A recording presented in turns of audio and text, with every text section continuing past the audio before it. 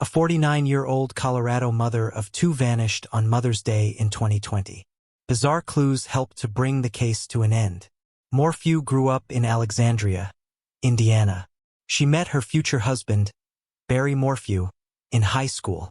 He grew up in the same town as her. Suzanne was popular and well-liked at school, and Barry was a star baseball player who was drafted by the Toronto Blue Jays. The couple began dating after Barry graduated high school and got married in 1994. Barry started a landscaping business and Suzanne was a school teacher before she decided to leave her job to raise their two daughters, Mallory and Macy.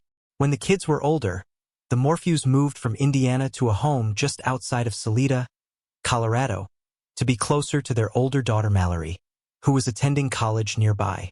But there were also rumors that the move was an attempt at a fresh start for Suzanne and Barry's troubled marriage. Early in the morning on May 10, 2020, Barry left their home to drive to a job site that was 150 miles away in Broomfield, Colorado. The couple's daughters, who were away on a camping trip and making their way home, texted their mother wishing her a happy Mother's Day. But Suzanne did not respond. Becoming worried, Mallory informed her father that they are unable to reach their mother. Barry eventually spoke to one of their neighbors and asked them to check on Suzanne and to see if her mountain bike is at the house. Mountain biking is a new sport that Suzanne started recently. When they found no sign of her or her bike, Barry asked them to call the police. Barry did not go home immediately. He first stopped at a hotel where he booked rooms for himself and his coworkers to drop off a shovel and some other tools. He only drove home just after 6 p.m. While on the search for Suzanne, the police body cam footage showed Suzanne's mountain bike after being discovered by sheriff's deputies on the side of a cliff off a road near the family home. No clothing, blood, or evidence of a struggle were found near the bike. A few days after finding her bike, the investigators recovered her helmet about 1 mile away off the side of Highway 50. Her sunglasses and hydration backpack were found inside her car, leading the investigators to surmise the scene may have been staged and that Suzanne never really went for a bike ride that Mother's Day morning. Local and state authorities, along with the FBI, CBI, and civilian volunteers, conducted a large search effort across vast and rugged terrain. A scuba diver even searched a local waterway as news of Suzanne's disappearance shook the community and eventually the entire nation. After discovering that the couple had marital problems, suspicion fell on Barry. 10 days after Suzanne was reported missing, the investigators found a spy pen in a walk-in closet in the Morphews' master bedroom. They learned that Suzanne got the pen, which is voice-activated and records conversations, hoping to catch her husband Barry in an affair. Instead, she inadvertently recorded conversations she had with her secret lover. It took 6 months for the investigators to identify the man behind the voice on the recording. It turned out he had a wife and 6 children in Michigan where he lived. He never came forward on his own after Suzanne vanished and took steps to hide their affair. But once the agents came knocking, he cooperated and provided access to his DNA, phone records, and passwords for deleted accounts. The investigators were able to verify his alibi for the day Suzanne disappeared and he was cleared. On May 9th, the day before Mother's Day, records show that Suzanne and her lover messaged each other 59 times, leading up to the moment the investigators believe that Barry took his wife's life. At one point, Suzanne messaged her lover a selfie, which the investigators dubbed her last proof-of-life photo. On the day of the disappearance, Barry, who was not at home, sent Suzanne a text at 2:26 p.m., telling her he was on his way home. With no response from her, Barry texted her again asking, "Did you leave?" and again was met with silence. The investigators believe that Barry returned home soon after, ended Suzanne's life, and cleaned up the crime scene. If Barry knew nothing about Suzanne's affair, what motive would he have had to end her life? One clue may be a deleted text that investigators found on Barry's phone, sent by Suzanne just days before. The text read, "We just need to figure this out civilly." The investigators found a dark vertical crack along the door frame of the couple's master bedroom. They also discovered a clear plastic needle cap for a tranquilizer dart in the Morphew family's dryer. And they found the tranquilizer gun in the home. The investigators showed Barry a photo of the damaged door frame, explaining the prior owners said it was not there when they sold the house to the Morphews. Barry was asked if that was the result of an argument or him being locked out. He said, "I have no idea what that is from." The investigators believe Barry may have damaged the door as he tried to get to Suzanne after shooting her with a tranquilizer gun. Barry's cell phone records appear to show his phone pinging all around the house on May 9th. When asked about this unusual phone activity, Barry told the investigators that he was running around the property shooting chipmunks, which Barry says were a constant nuisance. However, the investigators believe this unusual phone activity could be Barry chasing Suzanne around the house after shooting her with the tranquilizer gun. The authorities said that Barry told them he went to bed around 8 p.m. on May 9th, but his truck's computer shows the truck was put in reverse and backed up towards the house around 9 p.m. On May 5, 2021, Barry was arrested and charged with first-degree slaying, tampering with evidence, and attempting to influence a public servant. However, in April 2022, the prosecutors dismissed the charges without prejudice, preserving the option to refile in the future. Barry filed for a $15 million federal lawsuit in May claiming that his constitutional rights were violated during the prosecution. His two daughters showed their support towards him throughout the whole ordeal.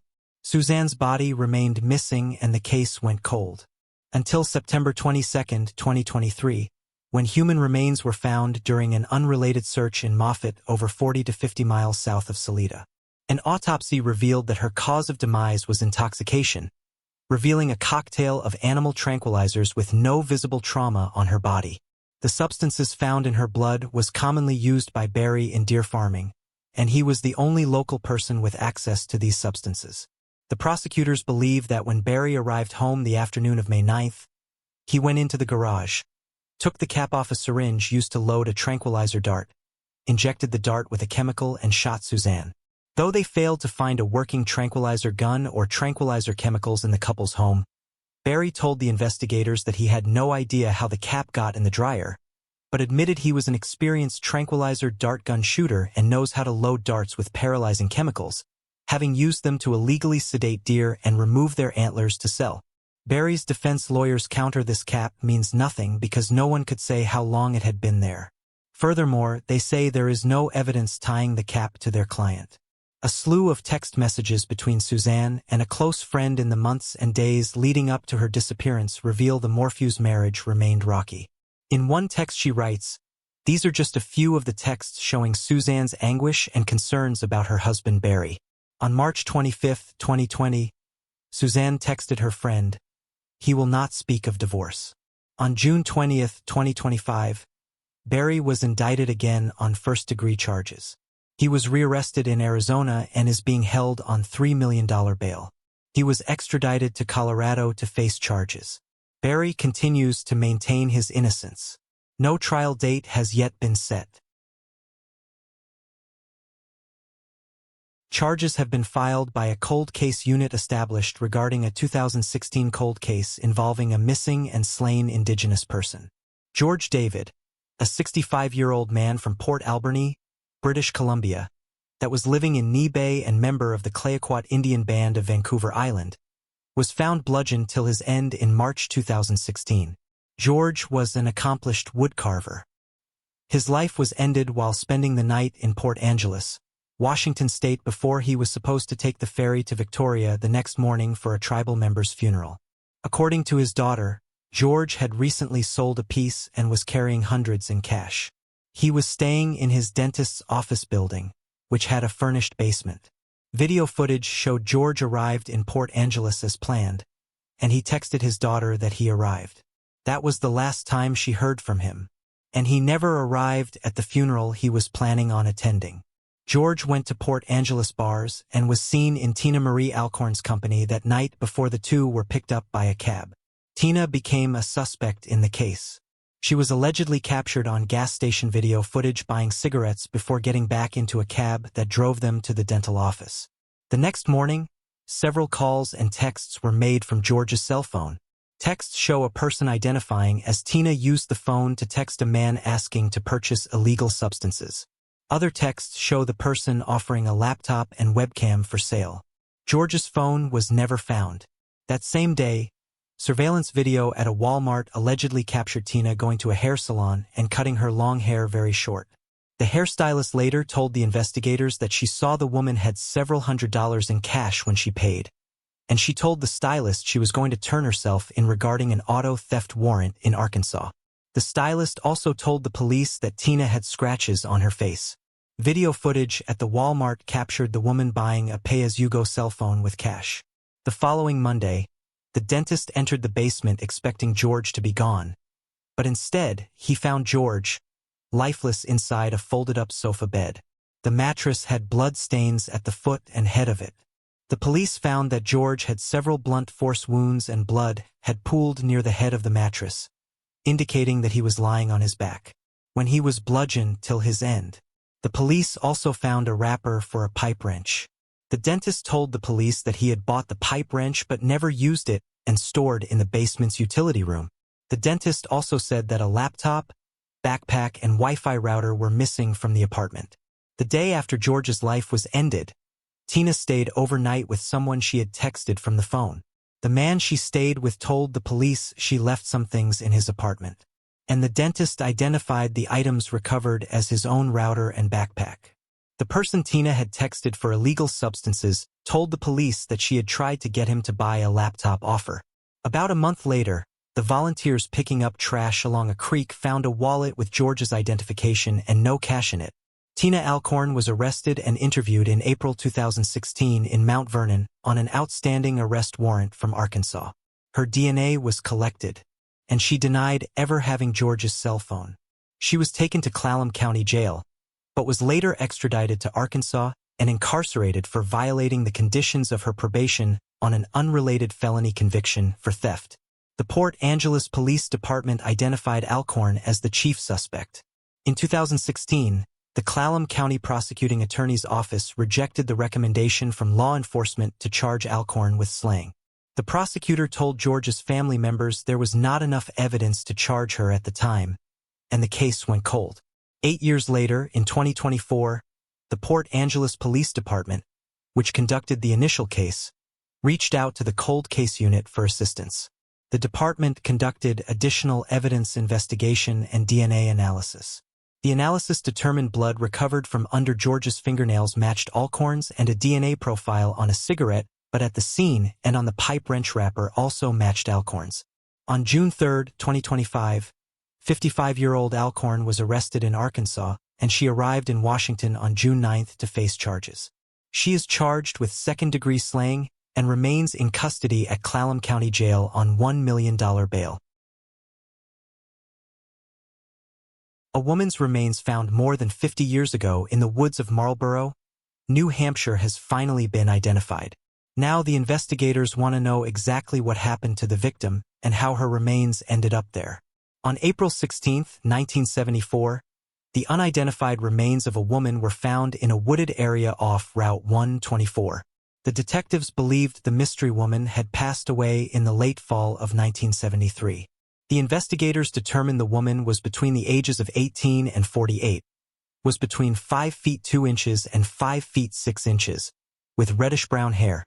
The victim was wearing a light brown corduroy coat with white fleece lining, a warm-up jacket, a plaid flannel shirt, off-white work trousers, brown low-cut work shoes, and mismatched socks.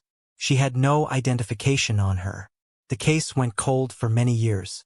After almost 5 decades, in 2021, a woman named Nancy Gail Erickson was reported missing by her family to the police in Brattleboro, Vermont, representing the first time she had officially been listed as missing. From 2022 till 2024, forensic testing was done. And finally, in July 2025, it confirmed that the unidentified remains found in Marlborough in 1974 matched the DNA of Nancy's siblings. Nancy was born in Bayshore, New York in 1951. She grew up in Elmira, New York, and earned a nursing degree from Corning Community College. In 1972, she moved to Tampa, Florida to join her mother and siblings working as a nurse at Tampa General Hospital. In 1973, she abruptly left Tampa with a duffel bag and no known destination. Her siblings told the investigators that they believed the emotional toll of her nursing work might have led to her sudden departure.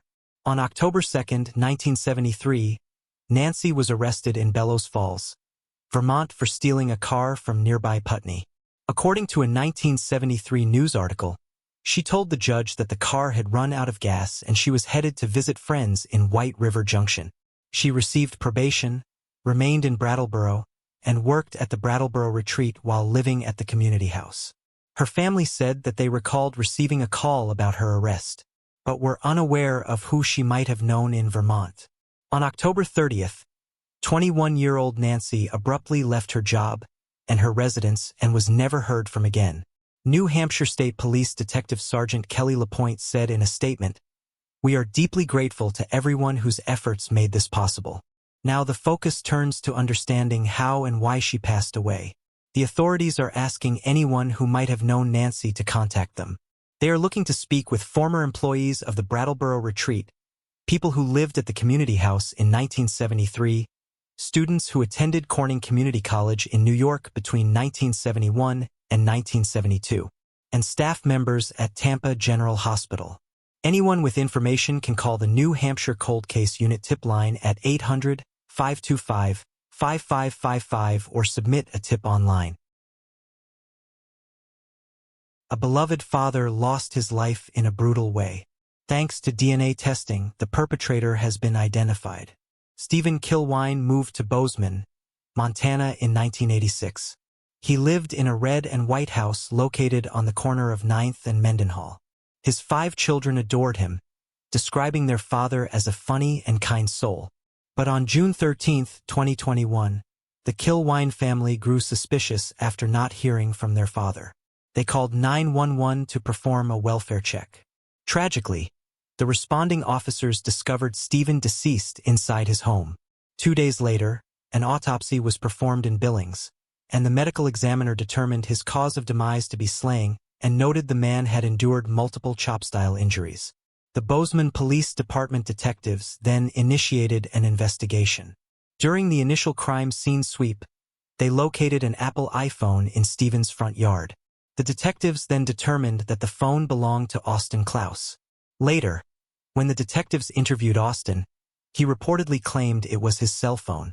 Call detail records were analyzed by the FBI Cellular Analysis Survey Team, which showed Austin's cell phone to be in the area of the crime between approximately 12:15 a.m. and 1 a.m. on June 13, 2021.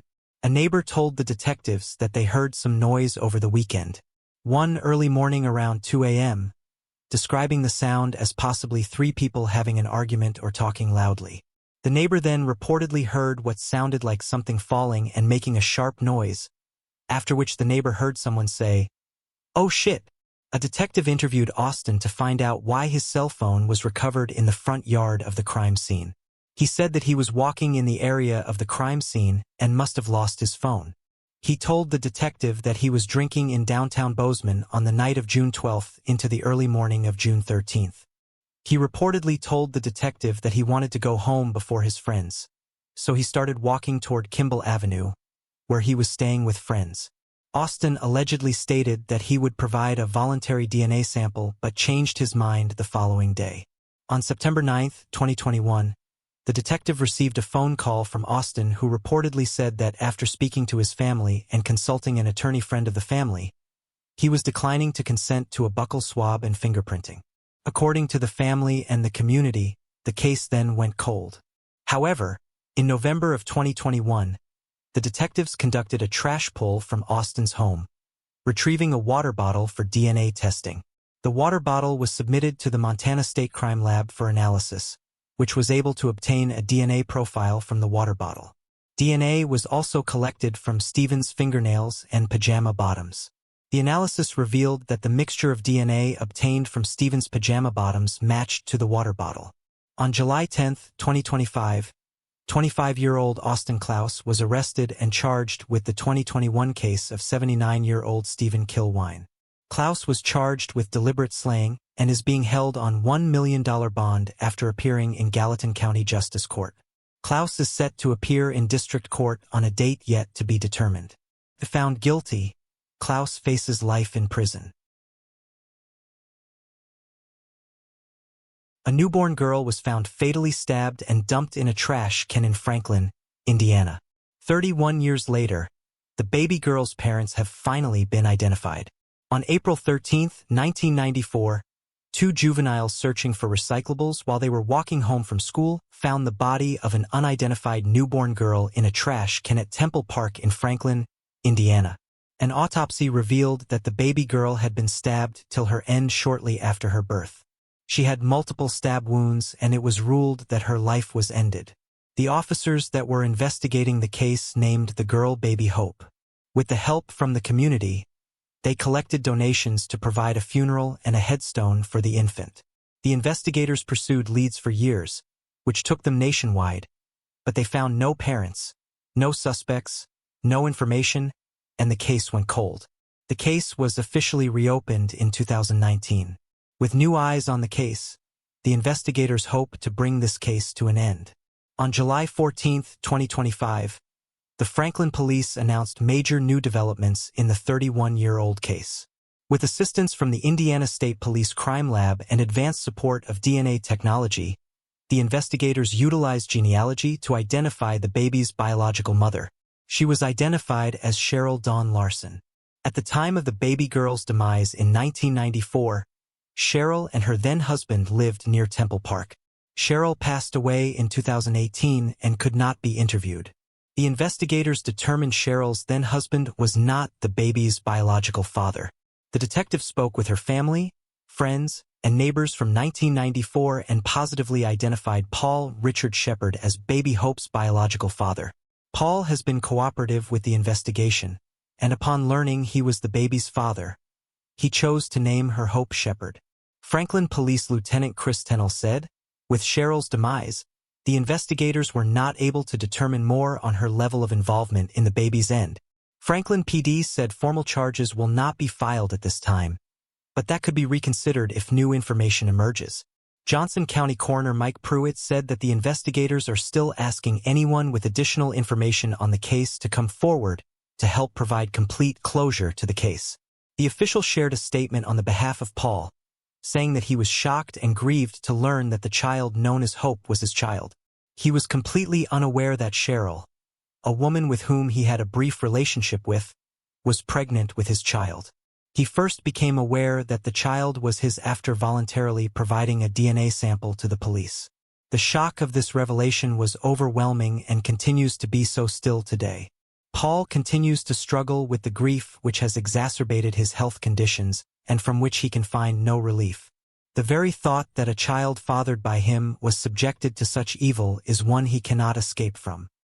He has no answers which shed any light on the case of his child and no relief from the grief he endures from the unknown.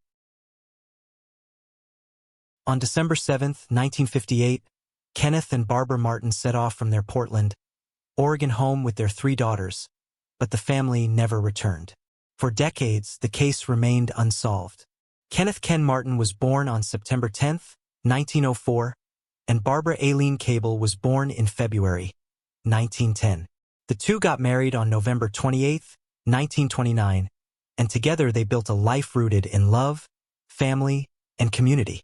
By 1958, they had 4 children: Donald, who was 28 years old; Barbara, affectionately called Barbie, aged 14; Virginia, aged 13, and the youngest, Susan, who was just 11. The Martins lived in a cozy 2-story Tudor-style home in Portland, Oregon. Each December, their street transformed into a festive display of lights and decorations, earning it the nickname Candy Lane. This tradition was one the Martins wholeheartedly embraced. Ken, in particular, took great joy in playing Santa Claus for the neighborhood children in the familiar red suit and handing out homemade candy cane ornaments. But the Martins' community spirit was not limited to the holiday season. During the warmer months, they were known to organize summer talent shows, parades, and Kool-Aid stands, turning their neighborhood into a lively and welcoming space. At the time, their oldest child, Donald, was serving in the United States Navy and was stationed in New York State. On the night of December 6, 1958, Ken and Barbara attended a Christmas party in Portland. After enjoying the evening, they returned home to their residence at 1715 Northeast 56th Avenue, located in the Roseway neighborhood of Northeast Portland. They had already discussed plans for the following day: a casual Sunday outing into the countryside with their 3 daughters. That Sunday morning on December 7th, Ken turned down an invitation from their relatives, the Evans family, who had asked them over for dinner. Ken explained that they already had a full day planned and wanted to stick to it. They traveled in their cream and red 1954 Ford Country Squire station wagon, heading east toward the Columbia River Gorge. The plan was simple: to collect greenery for homemade Christmas decorations. But while the family's destination was generally known, the specifics of their journey remained vague. Neighbors offered conflicting accounts. One, Ella Chin, said she saw them leave around 2 p.m., while another, Frank Womack, recalled the departure being closer to 1:30 p.m. Later that day, the family's vehicle was spotted at a gas station in Cascade Locks, roughly 40 miles from their home. Dean Baxter, the station owner, said that he sold the Martins 5 gallons of gas around 4 p.m. and watched their car continue eastward. A short time after, the Martins were seen at the Paradise Snack Bar in Hood River by waitress Clara York, who remembered serving them. Additional unconfirmed sightings placed them along the north bank of the Columbia River in Washington as evening approached. Witnesses recalled specific clothing. Kenneth wore a tan jacket and dark trousers. Barbara was dressed in a navy coat, a plaid jacket, and a black print dress. Barbie had on rolled-cuff jeans and a beige coat. One of the last reported sightings came from Kelsey and Doris Knudsen, who claimed that they saw a vehicle matching the Martins under the Bridge of the Gods at dusk. 2 unidentified men stood outside the car, speaking with the passengers inside. After that, the family vanished without a trace. As hours turned into days with no word, theories emerged. Many speculated that the Martins had accidentally driven into the Columbia River. Supporting this possibility, an amateur investigator named Donald D. Bain found tire tracks near a cliff in the Dallas and cream-colored paint chips below, consistent with the family's station wagon. Yet the site's distance from the main road raised doubts that it was merely an accident. Efforts to search the river in that area met resistance. Officers Fred Pierce and Ard Pratt opposed sending divers into the water, citing safety concerns, but others, including diver Lou Smith, assured Detective Walter Graven that the location was safe for experienced divers. No dive was authorized at the time. Then, after almost 5 months, on May 1, 1959, a drilling rig in the river hooked onto something heavy near the Dalles but failed to retrieve it. The very next day, while fishing near Cascade Locks, Ellery Colby and his wife spotted 2 bodies in the water. They were recovered and identified as Virginia and Susan Martin, bringing a grim confirmation that the family's fate had taken a fatal turn. Autopsies determined that both girls had drowned. However, a technician noted what he believed were bullet wounds to their heads and brought this observation to Dr. Waterman, the medical examiner.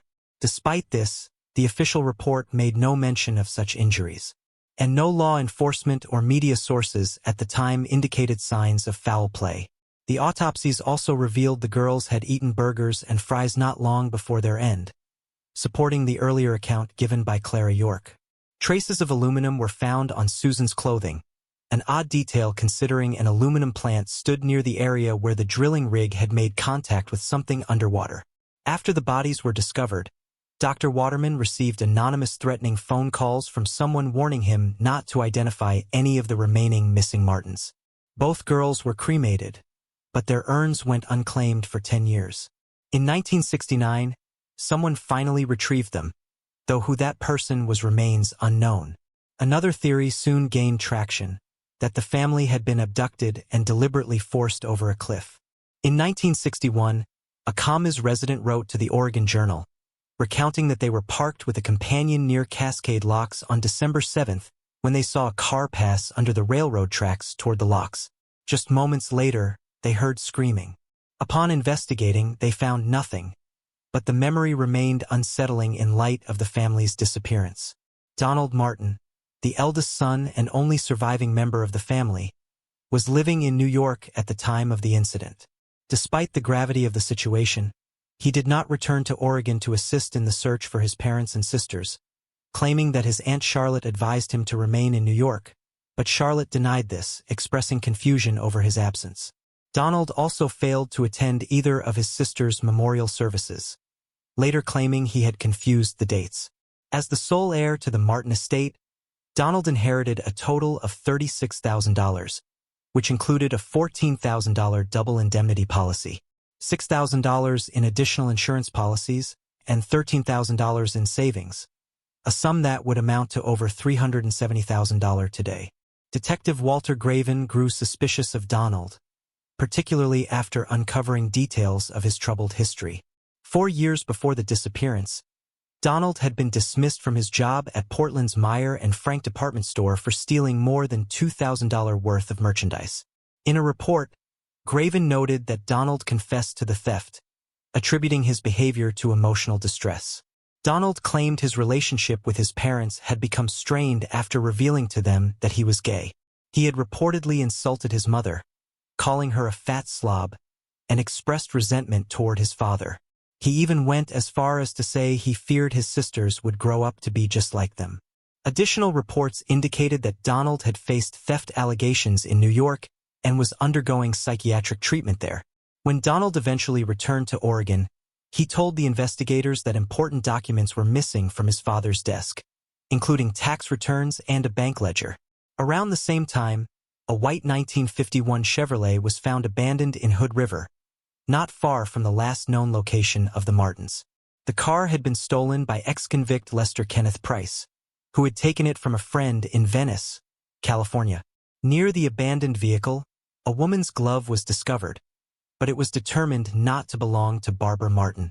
Donald passed away in October 2004 at the age of 73, leaving behind 3 children.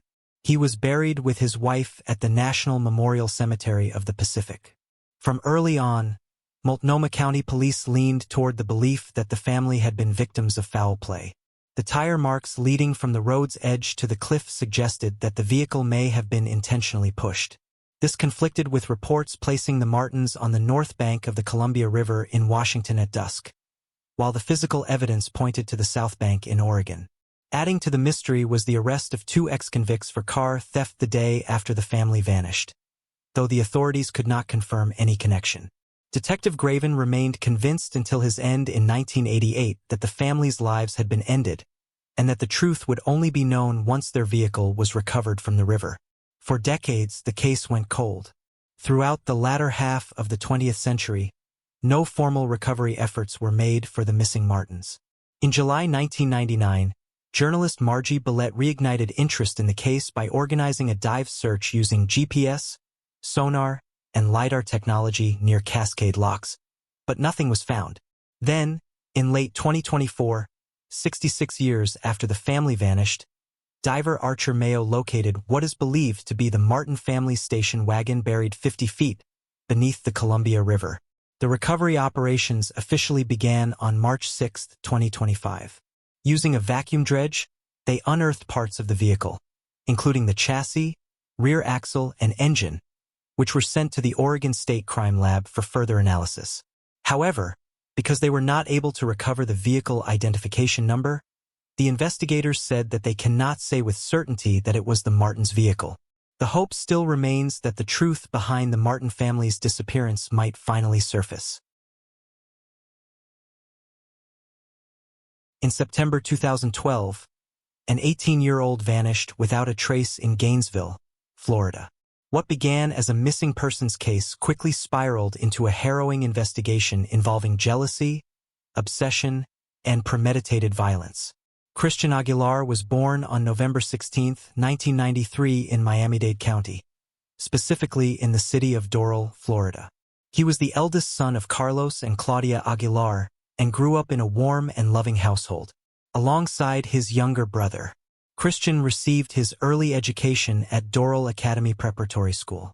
He dreamed of making a difference in the world through science and technology and aspired to become a biomedical engineer.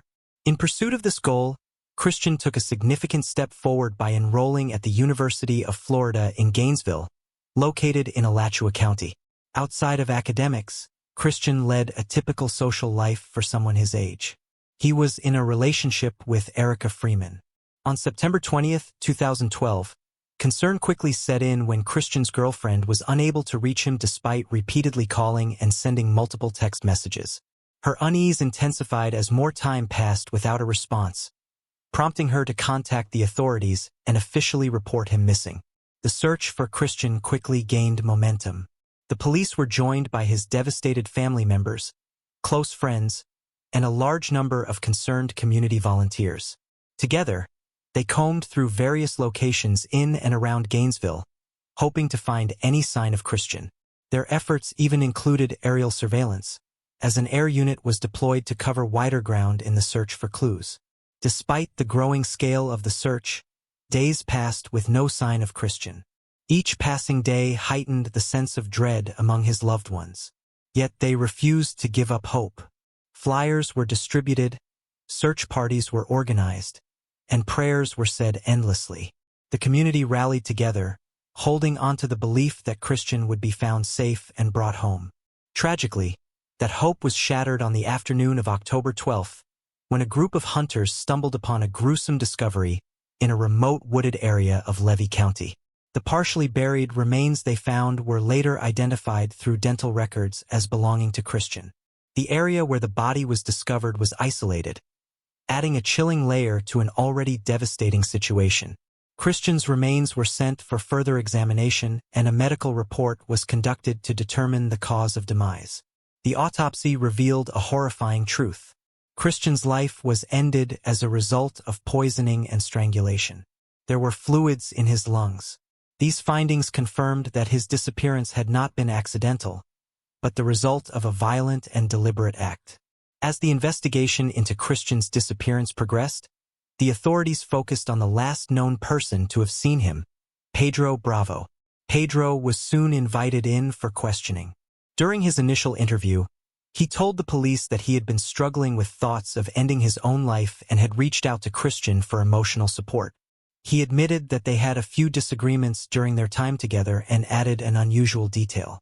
A random hitchhiker had supposedly joined them in the car for part of the ride.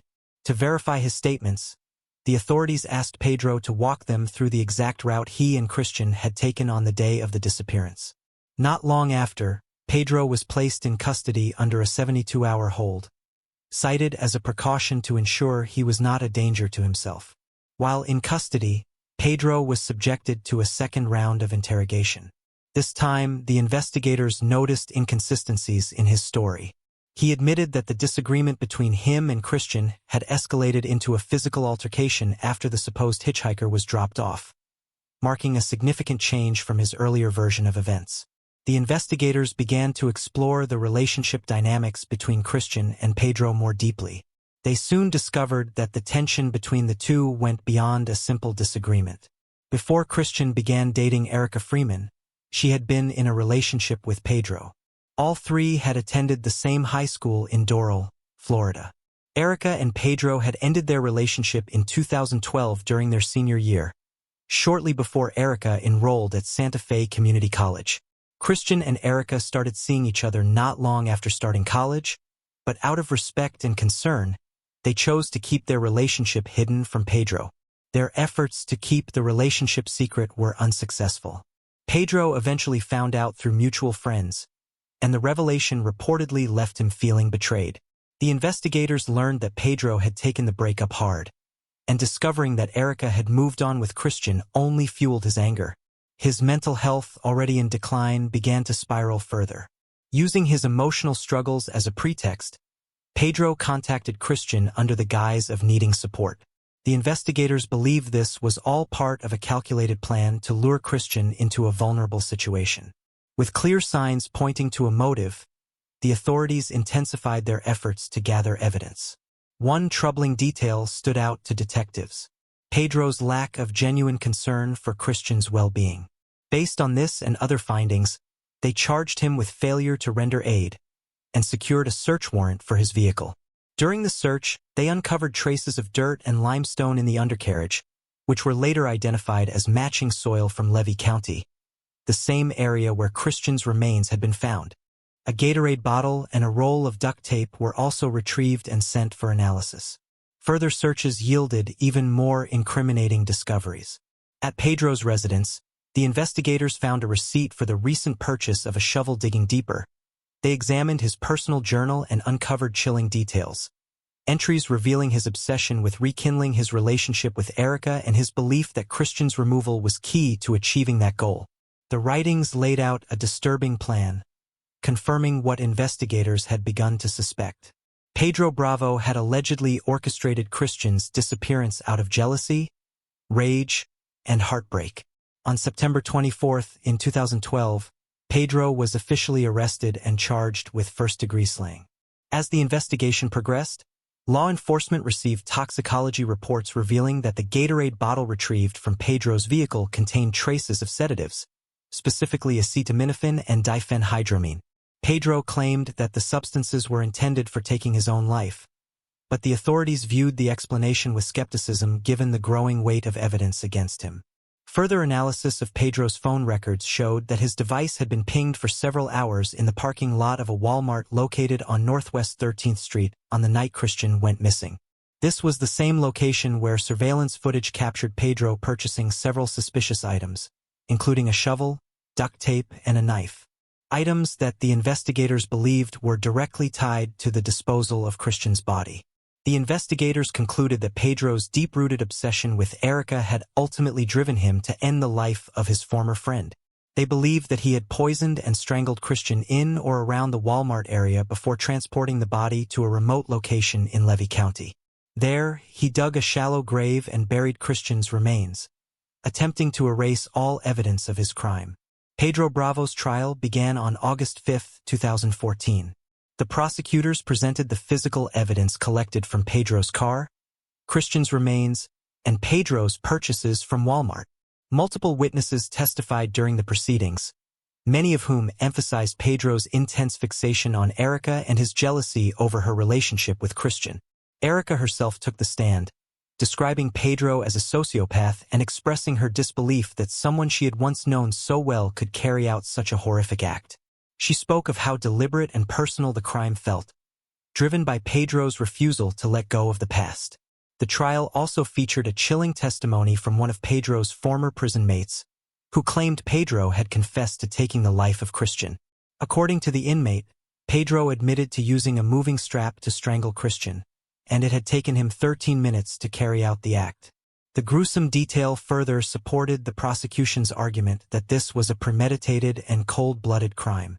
After careful deliberation, the jury found Pedro Bravo guilty, along with multiple other charges, including false imprisonment, poisoning, and tampering with physical evidence.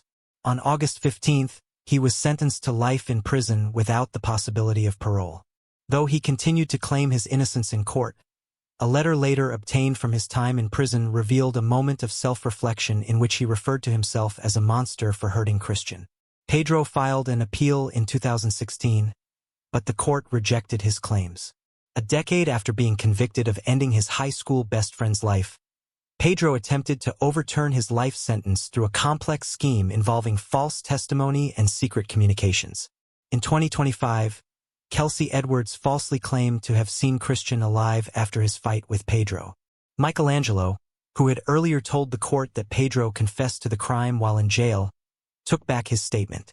The authorities discovered a trail of messages and Cash App transactions between Pedro and Kelsey, revealing that everything was just a scheme that Pedro arranged from prison. Angelo admitted that he had lied and was given a 7-year prison sentence. Edwards, who also lied during the case, was given 5 years of probation after pleading guilty to fraud. As part of the failed effort to overturn his conviction, Pedro privately admitted to Edwards that Christian had passed away in his car during a fight. He finally confessed more than 10 years after the crime. In March 2025, Pedro took his own life inside the Okeechobee Correctional Institution. In December 1966, a woman walked into a California fire station asking for help, then disappeared into the night. 3 months later, her body was found. For nearly 60 years, she remained a Jane Doe. In early 1967, the body of a woman was found on a cliffside by a hunter along the edge of a road in Tiburon, California. The woman was never identified, and she remained known only as the Marin County Jane Doe. In early 2023, 74-year-old Penelope Varencourt decided to take a mail-in DNA test. She joined an ancestry website, never expecting it to uncover the truth she had chased since she was a teenager. She was trying to find her missing mother, Dorothy Varencourt. Penelope recalled, "While still in my teens, I tried to actively find out where my mother was, what happened to her. We were all trying to find out." Her DNA then landed in a growing genealogical database used by forensic investigators. Unbeknownst to Penelope, her second cousin Danielle Williams in Tasmania, Australia was also working on uncovering the truth. After hearing about the identification of a Jane Doe in California, Danielle dug into her family's history, tracing marriage records that linked Dorothy to François Vaillancourt. That search led her to obituaries and grave notices which eventually revealed the names of Dorothy's children. Danielle explained, "Once I had her married name, I then searched Dorothy's marriage to François and found his obituaries and grave notices, and I found the names of some of his children." Her discovery on the Ancestry website confirmed that the long unidentified Jane Doe was indeed Dorothy. What began as an effort to understand her own lineage turned into solving a mystery that had haunted two sides of a family for generations. Meanwhile, in the United States, the Marin County Sheriff's Office had partnered with Othram, a forensic lab that uses advanced DNA testing and genealogical techniques to identify unknown individuals. Using the genetic profile developed from Dorothy's remains, Othram constructed a family tree and traced distant relatives. Their findings matched the research done by Danielle and confirmed what Penelope had unknowingly contributed to, a breakthrough in the decades-old case. Dorothy Jean Williams was born in Tasmania in August 1917. During World War II, Dorothy worked as a nurse in Sydney, where she eventually met François Arthur Vaillancourt, a United States serviceman. The two married in Victoria in 1943. A published article detailing their wedding described how Dorothy wore a handmade lace gown with a full-length veil cut in tailored lines, clear image of elegance and tradition. Following the ceremony, Dorothy changed into a black frock and a fur coat, accessorizing with a blue velvet handbag and a matching hat. After the war, the couple relocated to the United States and settled in San Francisco. There, they expanded their family, having 7 children together. Despite their promising start, the family's unity began to unravel. Dorothy and François eventually divorced, and Dorothy's life took a turn for the worse as she struggled with alcoholism. This led to her placement in a halfway house. Dorothy eventually remarried a man named Herman Hess, and the family moved to Marin County in California. However, the new household was not a place of refuge. According to Penelope, contact with her mother ended after a violent incident in their home. She alleges that both she and her brother were physically attacked by their stepfather during this altercation. Dorothy's worsening condition and inability to maintain stable employment meant that her children could no longer remain in her care. As a result, they were placed in various orphanages throughout San Francisco. The separation from her children marked a significant decline in Dorothy's personal circumstances. Without a strong support system and struggling with personal demons, her life became increasingly unstable. The last confirmed sighting of Dorothy occurred in December 1966. On that day, she entered a fire station and asked for money, either for a taxi or a place to spend the night. The fireman on duty declined her request, and the last he saw of her, she was walking away down the street. That sighting would mark the final known moment of Dorothy's life. What happened to her after that night remains unknown.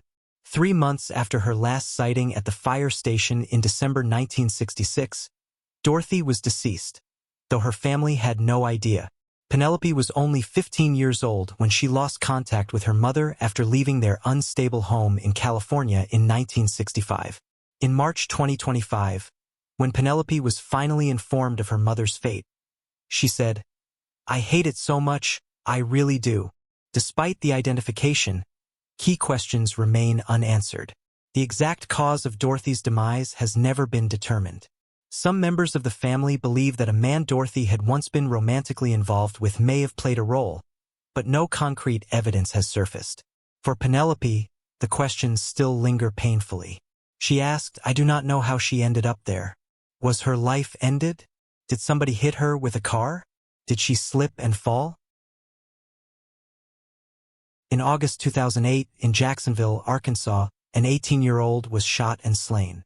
Nearly 2 decades after the crime, a breakthrough came. Danik Adams was just beginning to carve out her life when tragedy struck.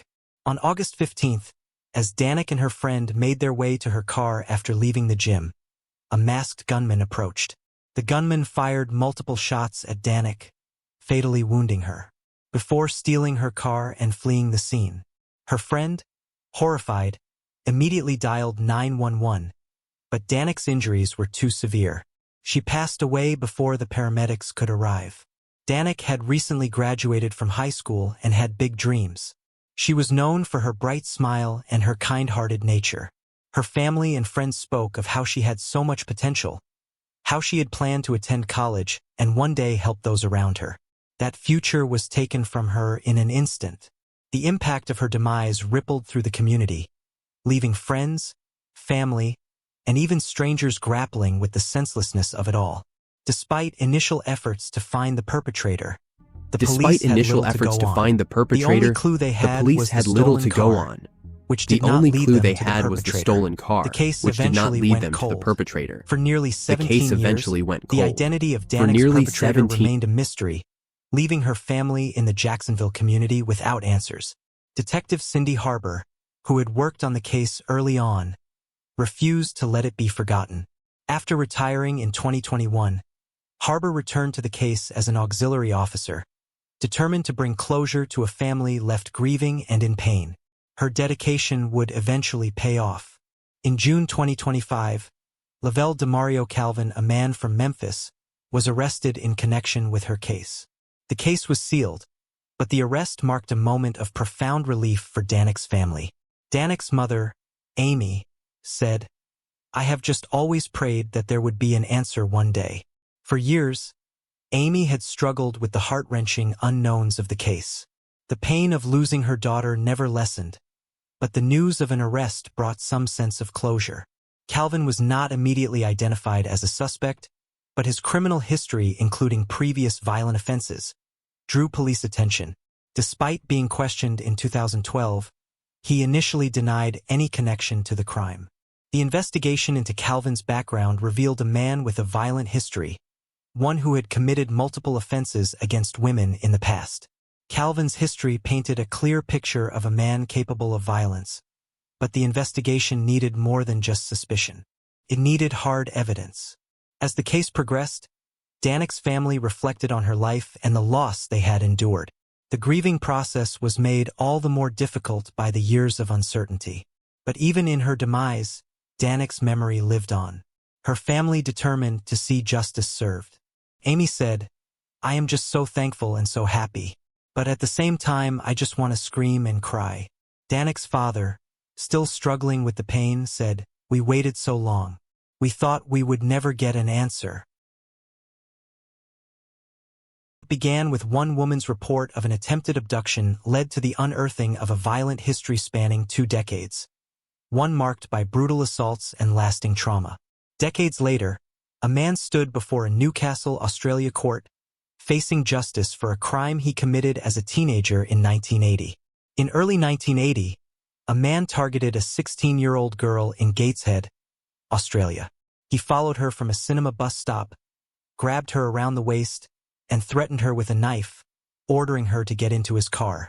His intent was to indecently assault her, but the girl managed to escape into nearby bushes. At the time, she did not report the incident. It would be decades before this attempt resurfaced in connection to a broader investigation. In 2023, after watching a television documentary about teen disappearances in Lake Macquarie, the woman came forward and reported the 1980 incident. She identified Warren John McCorriston from a black and white photo lineup, selecting him from 20 images. Her report prompted renewed efforts by Strike Force Arapaima, which had previously investigated suspected crimes in the area. As a result, McCorriston was arrested in Queensland in early 2024 and extradited to New South Wales to face the long-delayed charges. McCorriston was born in the 1960s in Newcastle, New South Wales, making him 64 years old in mid-2025. He grew up in a home defined by dysfunction, instability, and trauma. From a young age, he was subjected to a deeply abusive environment, with his father being violent and aggressive. Neglect was a constant, and the home was plagued by substance abuse.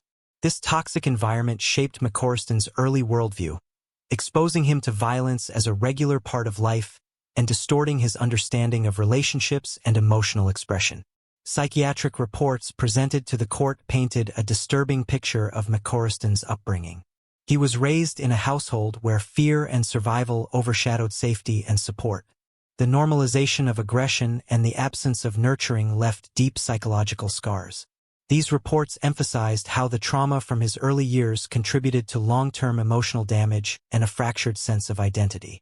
They suggested that the patterns of abuse and chaos he witnessed as a child would later echo in his adult behavior. McCorriston attended school in the Newcastle and Lake Macquarie area, but left in year 11 around 1979. His decision to leave was reportedly driven by a need to help support his family financially. However, leaving school at such a crucial time also meant losing access to positive structure and influence. With no educational guidance and already burdened by trauma, he was left to navigate adult responsibilities far too early, further deepening the cycle of instability that began in childhood.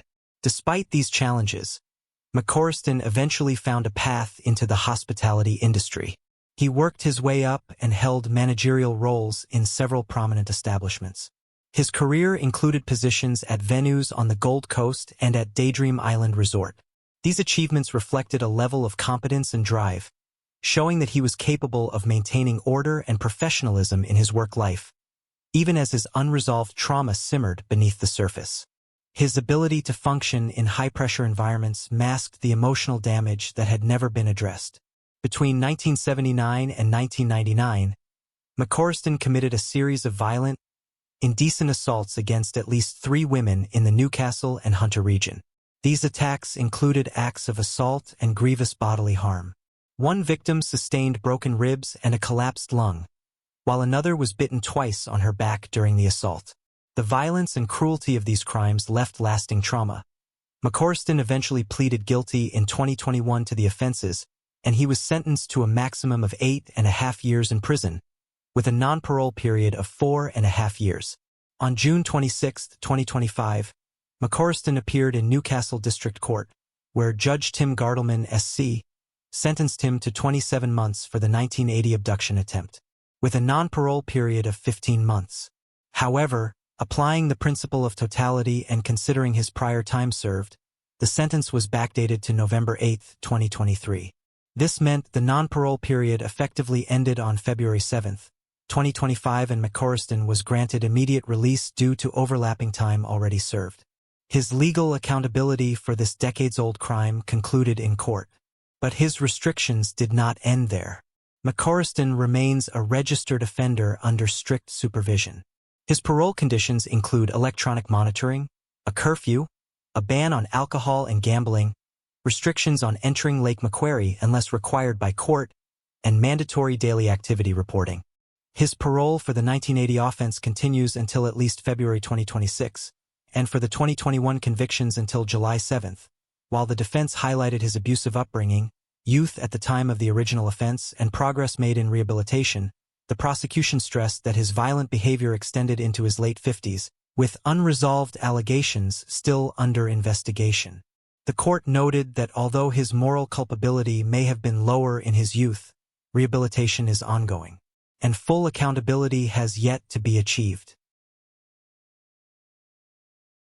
In July 2020, a pregnant woman was shot at. Took years for the truth to emerge.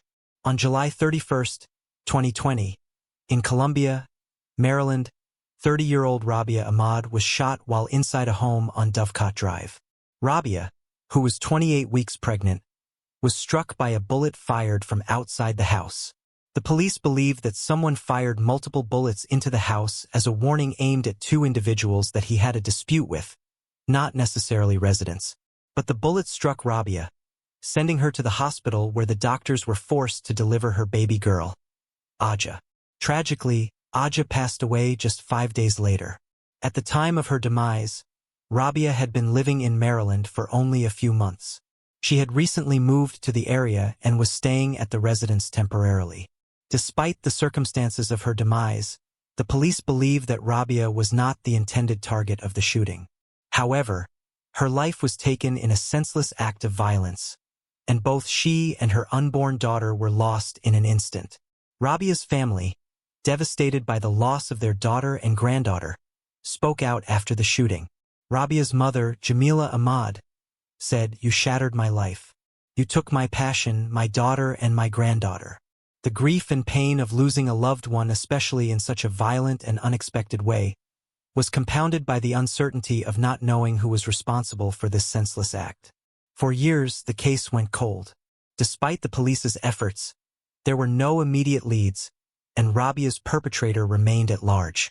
The Howard County Police Department continued its investigation, but the answers it desperately sought seemed impossible to find. For Rabia's family, the waiting was unbearable. They lived with the constant anguish of not knowing who was responsible for their loved one's end. But then, on April 9, 2025, nearly 5 years after the shooting, the case took a dramatic turn. The police arrested 31-year-old Edward Robinson from Colombia, charging him with 2 counts of first-degree slaying in connection with the case of Rabia Ahmad and her unborn daughter. Robinson, who had a criminal history, was already known to the authorities for his violent behavior. He was arrested in Gaithersburg, Maryland, and was held without bond at the Howard County Detention Center. Robinson's arrest followed a thorough investigation that was eventually handed over to the Howard County Police Cold Case Unit in September 2023. After re-examining the case and receiving a tip from an anonymous source, the detectives connected Robinson to the shooting. They discovered that Robinson had been involved in a dispute with 2 individuals at the Dovecot Drive residence, and the gunfire was believed to have been a warning directed at them. Tragically, Rabia was caught in the crossfire. Ballistics testing revealed that the bullets matched the caliber of a gun found in Robinson's home, and forensic testing was underway to confirm if it was the weapon. Rabia's family, who had waited years for answers, experienced mixed emotions upon hearing the news of Robinson's arrest. Jamila, Rabia's mother, said, "It is bittersweet. We are glad they found him, but nothing will bring them back." Despite the closure brought by the arrest, the grief of losing Rabia and her unborn daughter remained. Howard County Police Chief Gregory Dare praised the detectives for their relentless work. Dare said, "Our detectives never rest until they get justice for a grieving family." The case, which had remained unsolved for nearly 5 years, was finally on the path toward resolution, demonstrating that justice can still be achieved even after years of waiting. In the wake of this arrest, there has been a renewed focus on unsolved cases in Howard County. Local officials, including Howard County Executive Calvin Ball, have emphasized the importance of solving cold cases and bringing closure to grieving families. Ball said, "We are committed to making sure every resident feels safe. Rabia and her daughter Aja's lives were taken far too soon, but with this arrest, we are one step closer to bringing justice for them." Rabia's case serves as a painful reminder of the dangers of violence and the consequences of unresolved disputes. Her tragic demise and the loss of her unborn daughter are something her family will never forget. The case of Rabia Ahmad's shooting underscores the strength of a community coming together to seek justice. It is a story of heartache, resilience, and the relentless pursuit of answers. Rabia's family and the Howard County community can finally begin to heal, knowing that the person who took her life will face justice. In October 1991, a missing persons report was filed in Apsley, Ontario. For over 3 decades, her family lived without closure. On October 7, 1991, 40-year-old Angeline Josephine Quinnell was reported missing in Apsley, near Peterborough. Her family grew concerned when she did not return, and she was officially reported missing on October 9, 2 days after she was last seen. Despite an extensive search, she was nowhere to be found. On November 10, a month later, her vehicle was discovered in an abandoned quarry near Ridge Road and Highway 620, east of Coe Hill. Although personal items were found nearby, Angeline's whereabouts remained unknown.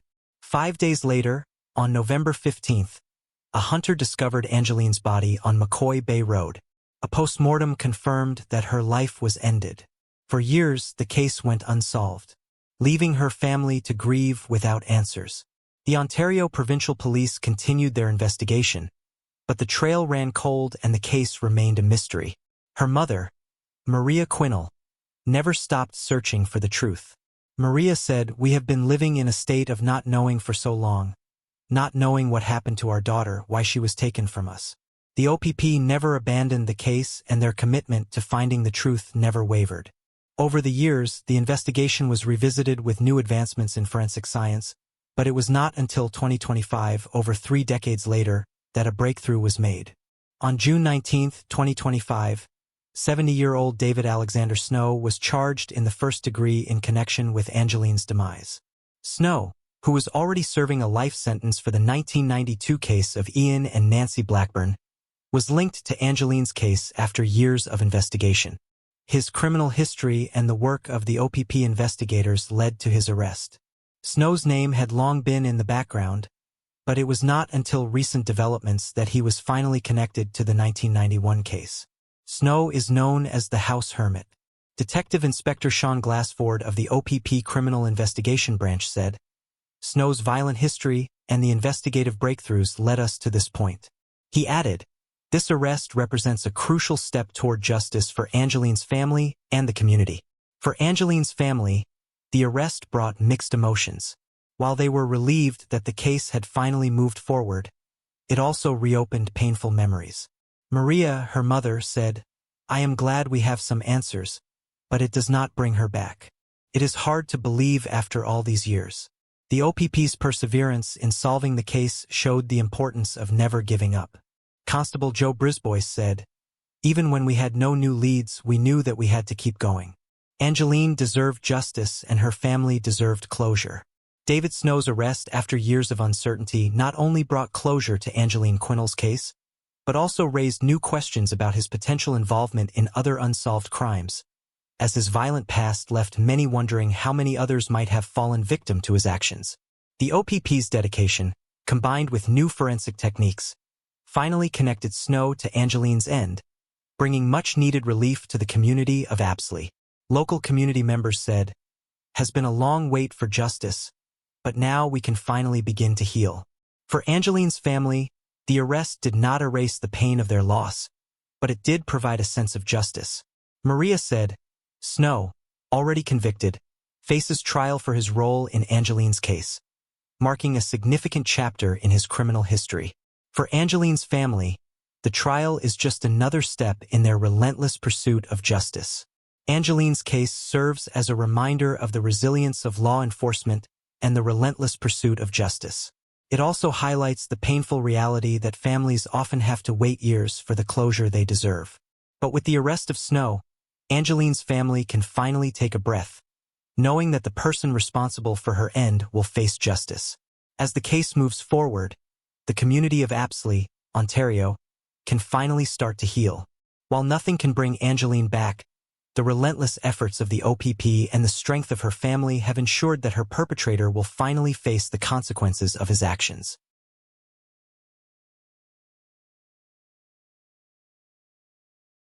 In May 1999 in Washington, D.C., a 24-year-old woman was found slain in her apartment at 416 F Street, Northeast. She had been brutally stabbed 13 times in her bedroom. On May 21st, Susan Noel Svendros's roommate discovered the scene when she arrived that evening. The apartment door was unlocked and a window in Susan's bedroom was open. Susan had moved to D.C. to pursue her career. Known for her compassionate nature and love for animals, she had recently started working at a local animal shelter, caring for abandoned pets. Her life was just beginning when it was violently cut short, leaving her family devastated and the question of why unanswered for years. The case baffled investigators. The crime scene offered little evidence and there were no immediate suspects. Despite thorough interviews and efforts to gather leads, the case went cold. Over time, Susan's case was nearly forgotten, though her grieving family and the D.C. police remained determined to solve it. Despite the end, the D.C. Metropolitan Police Department never gave up. They kept the case open, revisiting it whenever new evidence or technologies emerged. Though years passed, the case remained a priority, with the hope that justice would eventually be served. In 2012, after a decade of stagnation, the case gained renewed attention with the advent of DNA testing technologies. This brought a breakthrough, but not immediately. During this period, the investigators re-examined evidence and began to connect Susan's case to a man named George Mudd. Mudd was not a suspect at first, but in 2012, while incarcerated for other crimes, Mudd was interviewed about the case. During the interview, Mudd denied knowing Susan and claimed that he had no involvement in her case. He also could not explain why his DNA was found at the scene. But a breakthrough came when DNA testing revealed a match between Mudd's DNA and the samples taken from Susan's body. The discovery was a breakthrough, but it would take more years before Mudd would be arrested and charged. The DNA evidence was clear. Mudd was involved in her demise. Despite this, his defense continued to deny any malicious intent, suggesting that the DNA might have come from a consensual encounter. However, this argument was quickly dismissed as the investigators uncovered a pattern of violent behavior. Mudd's criminal past became a crucial part of the investigation. In 2004, Mudd had attacked another woman, stabbing her after she showed him kindness. This attack involved the use of a knife, and Mudd's behavior was eerily similar to what had occurred in Susan's case. The pattern of violence was clear. Mudd had a history of attacking women, and Susan was another victim of his brutality. When Mudd was arrested in 2025, 26 years after Susan's demise, the years of investigation finally paid off. The case was solved, but the justice came at a heavy cost. Susan's family had endured years of uncertainty. The wait for justice was long, and while Mudd's arrest brought some relief, it did little to ease the pain of their loss. Susan's sister said, "I never thought this day would come. It is a strange feeling. We are grateful that someone is finally being held accountable, but it does not bring her back." The impact on the DC community was also profound. Susan's demise had left a mark, and seeing the case solved brought both closure and lingering grief. Lieutenant Keith Batten, a member of the DC Police Branch, said, "Our technology has grown so much from 1999 to now." The use of DNA technology had been instrumental in solving the case, and Batten expressed hope that other cold cases could be solved using similar methods. As the case progressed, Mudd's denial continued. However, the overwhelming evidence against him painted a clear picture. The prosecutors presented his violent criminal history, and the DNA evidence solidified his role in the case. While Mudd denied the crime, his past suggested otherwise. The evidence pointed to premeditated violence. In the end, the court decided there was enough evidence to charge Mudd, and he was held without bond. He will appear back in court on July 30th. For Susan's family, the arrest was bittersweet. Her mother said, "Susan had dreams, and she was just starting her life. It is not just about justice. It is about remembering who she was and what she could have done." The arrest of George Mudd did not undo the pain of losing Susan, but it brought a sense of closure to her family. The case of Susan Svendros is a reminder of the power of persistence in solving cold cases. Technology and DNA testing, which did not exist at the time of Susan's crime, played a crucial role in bringing her perpetrator to justice. While it took years to solve this case, the efforts of the police and Susan's family never wavered. In July 1980, a man's body was found dumped off Interstate 5 just south of Woodburn. Labeled only as John Doe, the case went cold for decades. On July 18, 1980, a man's body was discovered along Interstate 5 south of Portland, near Woodburn, Oregon. The discovery was made after someone contacted the authorities to report the presence of a body, prompting law enforcement to respond swiftly. Upon arrival, the police cordoned off the scene and initiated a formal investigation. The location, near a stretch of highway in Marion County, was remote enough to suggest the body had been deliberately left there, away from immediate public view. As the investigation unfolded, the primary challenge for the detectives was identifying the victim. There were no forms of identification on the body, and the condition of the remains offered few immediate clues. Forensic examination revealed disturbing details. The victim had been given substances, was indecently assaulted, and ultimately strangled. These findings painted a grim picture of the final moments the man had endured before being discarded beside the interstate. Further investigation revealed a chilling detail. The body had been found in the same area where another victim had been discovered just one day earlier. This proximity raised immediate concerns for law enforcement. The similarity in location and the method of disposal prompted the investigators to consider the possibility of a serial offender.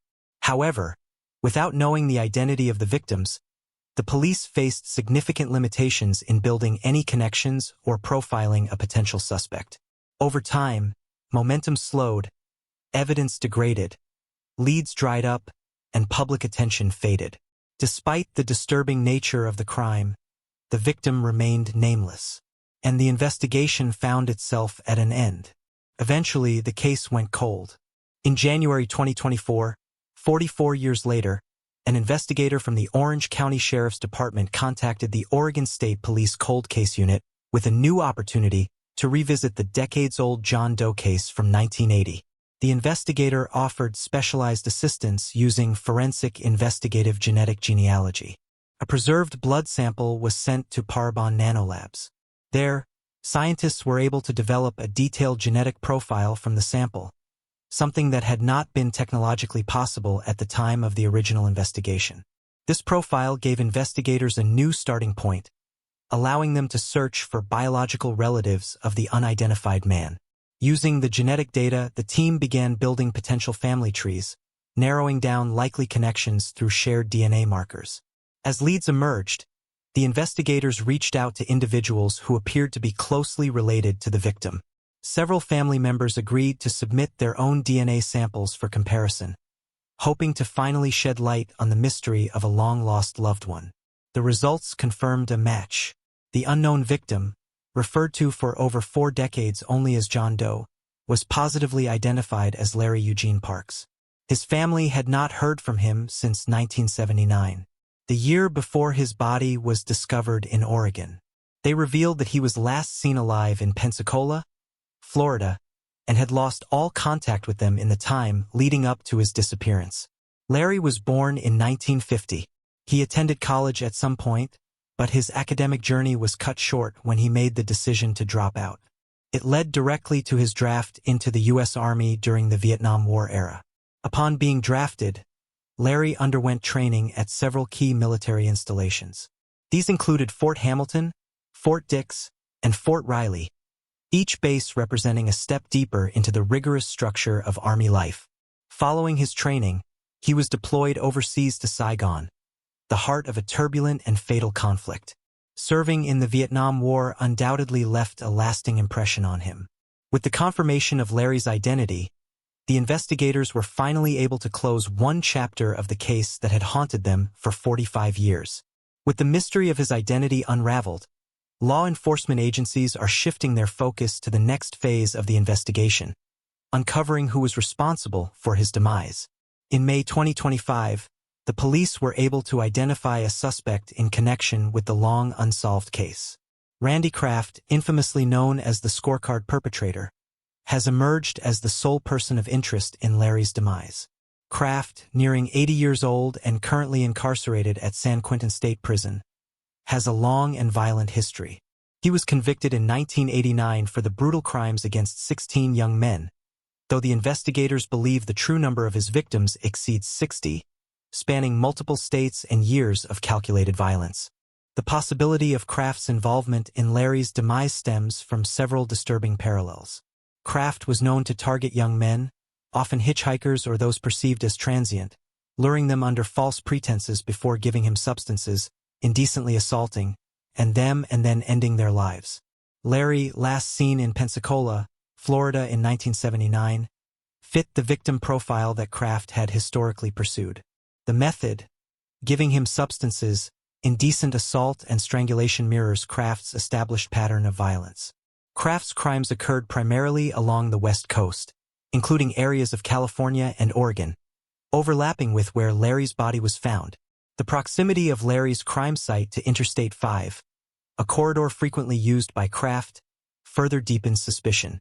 Additionally, the anonymous nature of Larry's body at the time of discovery aligns with Kraft's known tactics of leaving his victims in remote or hidden locations, often without identification, making it difficult for the authorities to immediately link the crimes. While Kraft has never been formally charged in connection with Larry's demise, the similarities are compelling enough for law enforcement to pursue him as a significant lead. The investigators are carefully reprocessing evidence, some of which had been collected over 4 decades ago, hoping that today's technology might extract new information that was once out of reach. While 80-year-old Kraft remains behind bars serving a life sentence, the renewed focus on his potential involvement offers a sliver of hope. The investigators remain determined to solidify the connection and, if possible, formally tie Kraft to the crime. In May 1985, a passerby made a chilling discovery in Utah. A young woman's body, lifeless and brutalized. For nearly 40 years, her family had no answers, just grief, silence, and the haunting question, who would do this? Christine Gallegos was born in 1967. By the time she turned 18, Christine was living in Kearns, Utah. She was engaged to a man named Troy, and the couple was making plans for a future together. On May 16, 1985, a passerby driving near 1384 South Jefferson Street, not far from the old Dirks Field area in Salt Lake City, noticed something unusual by the side of the road. Upon closer inspection, they realized it was a body and immediately contacted the authorities. The police responded quickly, securing the area and launching a full-scale investigation into what would become one of the city's most haunting cases. Upon arriving at the scene, the officers worked methodically to gather evidence and assess the circumstances surrounding the discovery. It did not take long for them to identify the victim as 18-year-old Christine Gallegos. The police investigators immediately began canvassing the area, searching for witnesses and anyone who might have seen Christine in the hours leading up to her demise. Through their efforts, they learned that Christine had last been seen on the night of May 15th. Around 10:30 p.m., she had been hitchhiking to work on 4000 West in Salt Lake City. That would be the last time anyone saw her alive. She had been beaten, indecently assaulted, and ultimately fatally shot. Additionally, evidence at the scene revealed she had also been stabbed. The detectives concluded that Christine had fought back against her attacker with everything she had. But the assailant had overpowered her in a horrific sequence of events. Over the years, law enforcement poured immense resources into solving the case. The Utah Bureau of Forensic Services and Sorensen Forensics conducted multiple rounds of forensic testing, hoping that advances in technology would yield a breakthrough. Despite their persistent efforts, however, no viable leads surfaced, and the identity of Christine's perpetrator remained a mystery. As time passed, the case gradually grew cold. In 2023, nearly 4 decades after Christine's tragic demise, her case was brought back into focus. With the support of Utah's Cold Case Review Board and the Utah State Crime Lab, the investigators re-examined the evidence, focusing on an unknown male DNA profile that had previously been entered into the combined DNA index system. The renewed investigation aimed to take advantage of technological advances that had not been available during the original inquiry. Through the assistance of the Utah Department of Public Safety's State Bureau of Investigation and funding provided by the Assault Kit Initiative grant, the detectives sent preserved evidence to Othram in late 2023. The lab performed advanced DNA analysis using investigative genetic genealogy, a powerful method that combines DNA testing with genealogical research to identify suspects. The results brought a long-awaited breakthrough in May 2025. The analysis identified Ricky Lee Stallworth as the likely suspect. To confirm the findings, the investigators obtained a voluntary DNA sample from a member of Stallworth's family. The sample was a definitive match to the unknown DNA profile found at the crime scene. At the time of the crime in 1985, Stallworth had been a 27-year-old airman stationed at Hill Air Force Base. However, any opportunity for interrogation or further questioning ended when the detectives learned that Stallworth had passed away of natural causes in July 2023, just months before he was identified. One of the enduring mysteries of the case is the nature of the relationship, if any, between Christine and her perpetrator. Throughout the original investigation and even during the renewed inquiry, no evidence surfaced to suggest that Christine had known Stallworth. Her family and friends could not recall ever hearing his name, and there were no connections tying the two together. This lack of clarity leaves open questions about how their paths may have crossed and what may have led to the crime.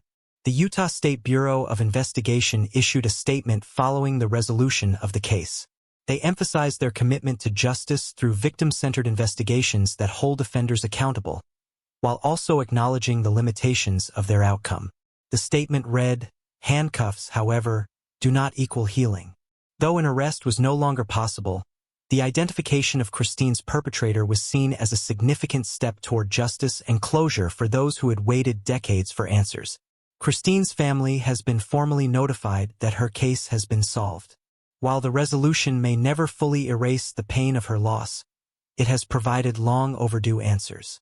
Christine's mother, Leah, thanked the police for continuing to investigate her daughter's case, even when the trail ran cold. She said, "I did not know I was going to speak. I just know that I sure miss this girl every day. I wonder about the kids that she would have, and I watch other people with their daughters, their grandkids." In September 1975, customers at a gas station in Boulder, Colorado discovered a young station attendant fatally stabbed. The case went cold for decades after no charges was filed even though there was a suspect. John Curtis Patterson was born on May 16, 1955. As the youngest of 7 children, John grew up in a loving and supportive household. John was a student at Ohio University, working toward a future still undefined, when tragedy struck in the spring of 1975. The demise of his mother marked a turning point in his life. Grieving and disoriented, he made the difficult decision to leave school and begin anew elsewhere. That decision took him far from home, to Colorado, a place that promised both distance and distraction from his recent loss. To support himself, John took a job at the Cascade service station, located in the 4500 block of North Broadway in Boulder. Despite the personal losses he had endured, he appeared to be on a path toward stability. He had no reason to believe that danger was lurking just ahead. On September 29, 1975, an ordinary day at the Cascade service station took a grim turn. Customers inside the gas station grew concerned when they heard disturbing sounds coming from the restroom, what they described as the noise of someone vomiting. When they investigated further, they discovered a horrifying scene. John was found bound, bleeding, and vomiting blood. The shocked witnesses quickly contacted the authorities, prompting an urgent response from the Boulder County Sheriff's Office. The deputies arrived promptly at the 4500 block of North Broadway, where they found 20-year-old John deceased in the restroom. John, who had been working as a clerk at the station, had suffered a fatal stab wound to the chest. As the detectives began piecing together the events, signs pointed to robbery as the possible motive. The cash drawer at the station had been left open, suggesting that money may have been taken. Additionally, 2 unfired .30 caliber cartridges were discovered on the restroom floor near John's body. These cartridges bore extractor marks and showed signs of light primer strikes, indicating that someone may have attempted to fire the weapon unsuccessfully during the attack. The investigation soon focused on 32-year-old Luis Jess Lucero, a man with a lengthy criminal record that included prior arrests for robbery, burglary, substance violations, and weapons charges. Lucero had been staying at a nearby motel, also located in the 4500 block of North Broadway, just a short distance from the scene of the crime. This proximity raised immediate suspicions, and the detectives began a deeper inquiry into his possible involvement. A search of Lucero's motel room yielded critical evidence. Among the items found was a .30 caliber M1 carbine firearm and a knife that matched the wound inflicted on John. Forensic examination revealed fibers from John's shirt, both on the knife and in its sheath. Additionally, hairs recovered from Lucero's boots were consistent with those from John's head. These findings firmly linked Lucero to the crime scene and to the victim. Despite the compelling evidence, the case took an unexpected turn. Lucero was interviewed by detectives, as were many others connected to the area and the incident.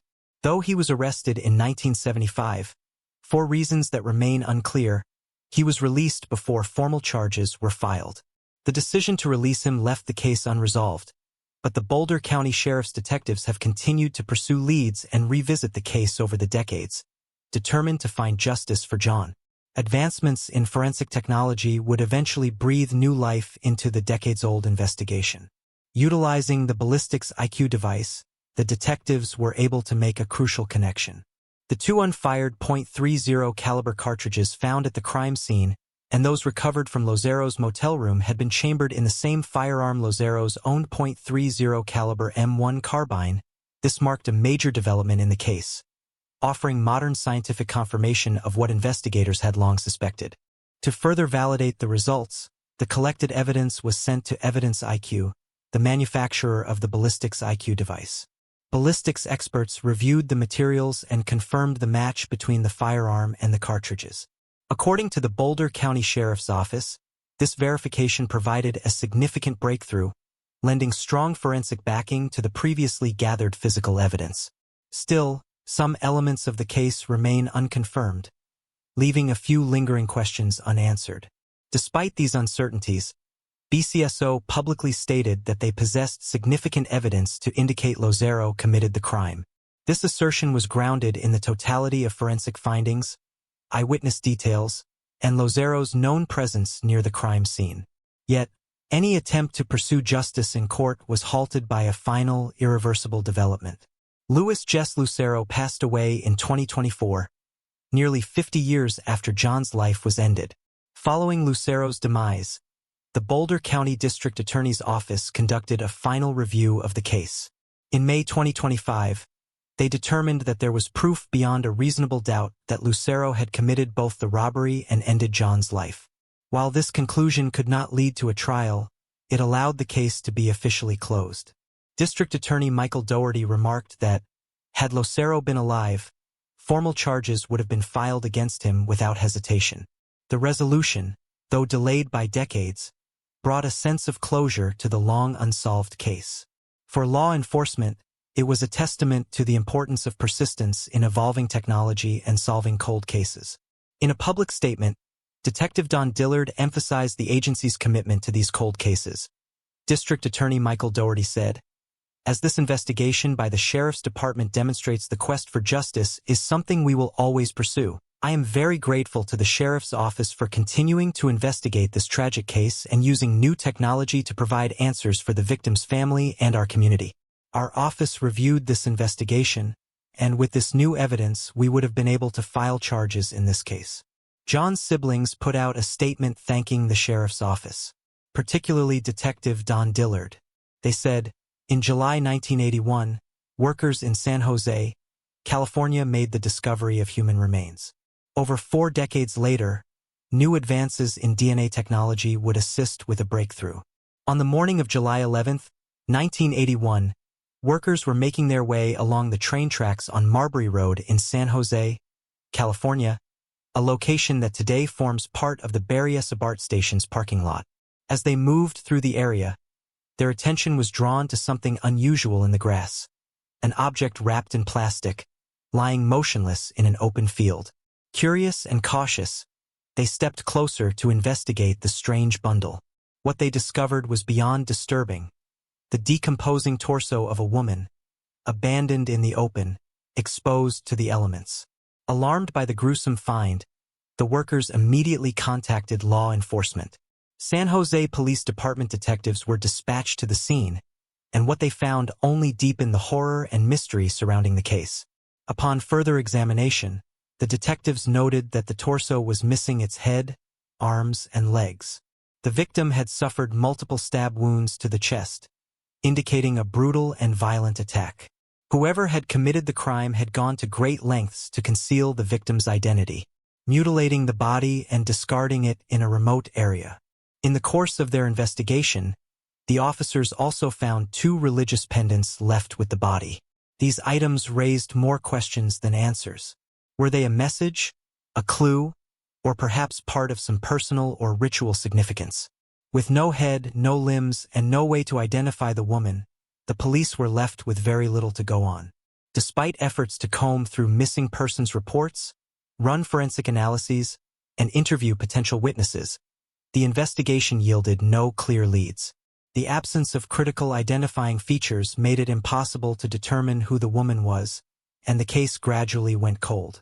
In 2023, more than 4 decades later, a renewed effort to solve the decades-old mystery began. When the district attorney's office partnered with forensic genealogists at Parabon Nanolabs.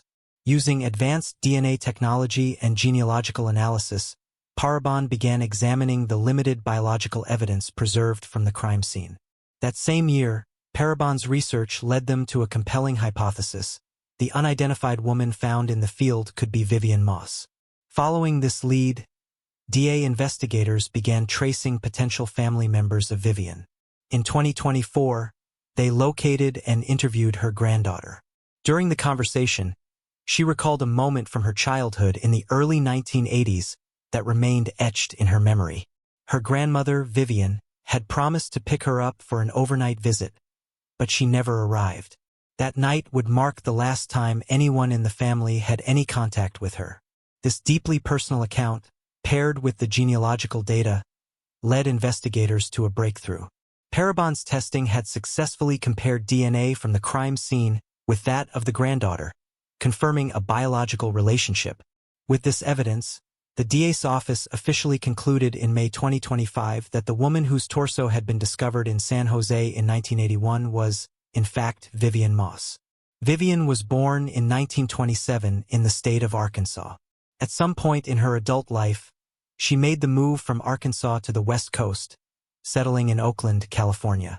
She found work at a local elementary school and was also deeply involved in her faith. She was an active congregant at Mount Zion Spiritual Baptist Church in Oakland. After more than 4 decades of uncertainty, Vivian's identity was finally restored. Her family, long left without answers, had confirmation of what had happened to their beloved grandmother. With the mystery of her identity solved, the investigators from the DA's office are directing all efforts toward identifying her perpetrator. District Attorney addressed the progress, stating, "One day soon I hope we will know the depraved person who took her life and left her in a field, hoping she would be forgotten.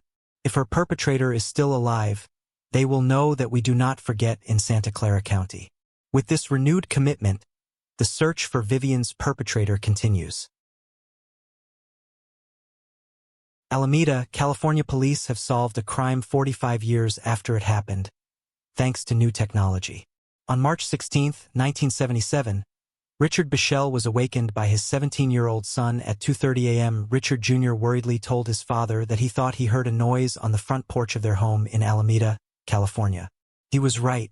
Outside, the pair saw a burglar casing the house. Richard and his son chased the burglar down the street. Richard Sr. was well ahead of his son. When his son caught up, he found his father stabbed 10 times on a sidewalk on Lincoln Avenue and the suspect gone. 43-year-old Richard, a U.S. Marine who fought in the Korean War, was transported to a local hospital where he succumbed to his injuries. Richard Jr. had the following to say about his father. "Dad was a good man. He would bend over backwards to help people out, even strangers." There was a possible suspect identified in the case, but due to limitation in DNA technology, charges could not be filed and the case went cold. 44 years after the crime happened, in 2021, the police department's cold case unit resubmitted a key piece of DNA evidence, a jacket that the suspect was wearing the night of the attack. A sample of blood from that jacket was sent to the Serological Research Institute in Richmond, which confirmed the blood belonged to the victim.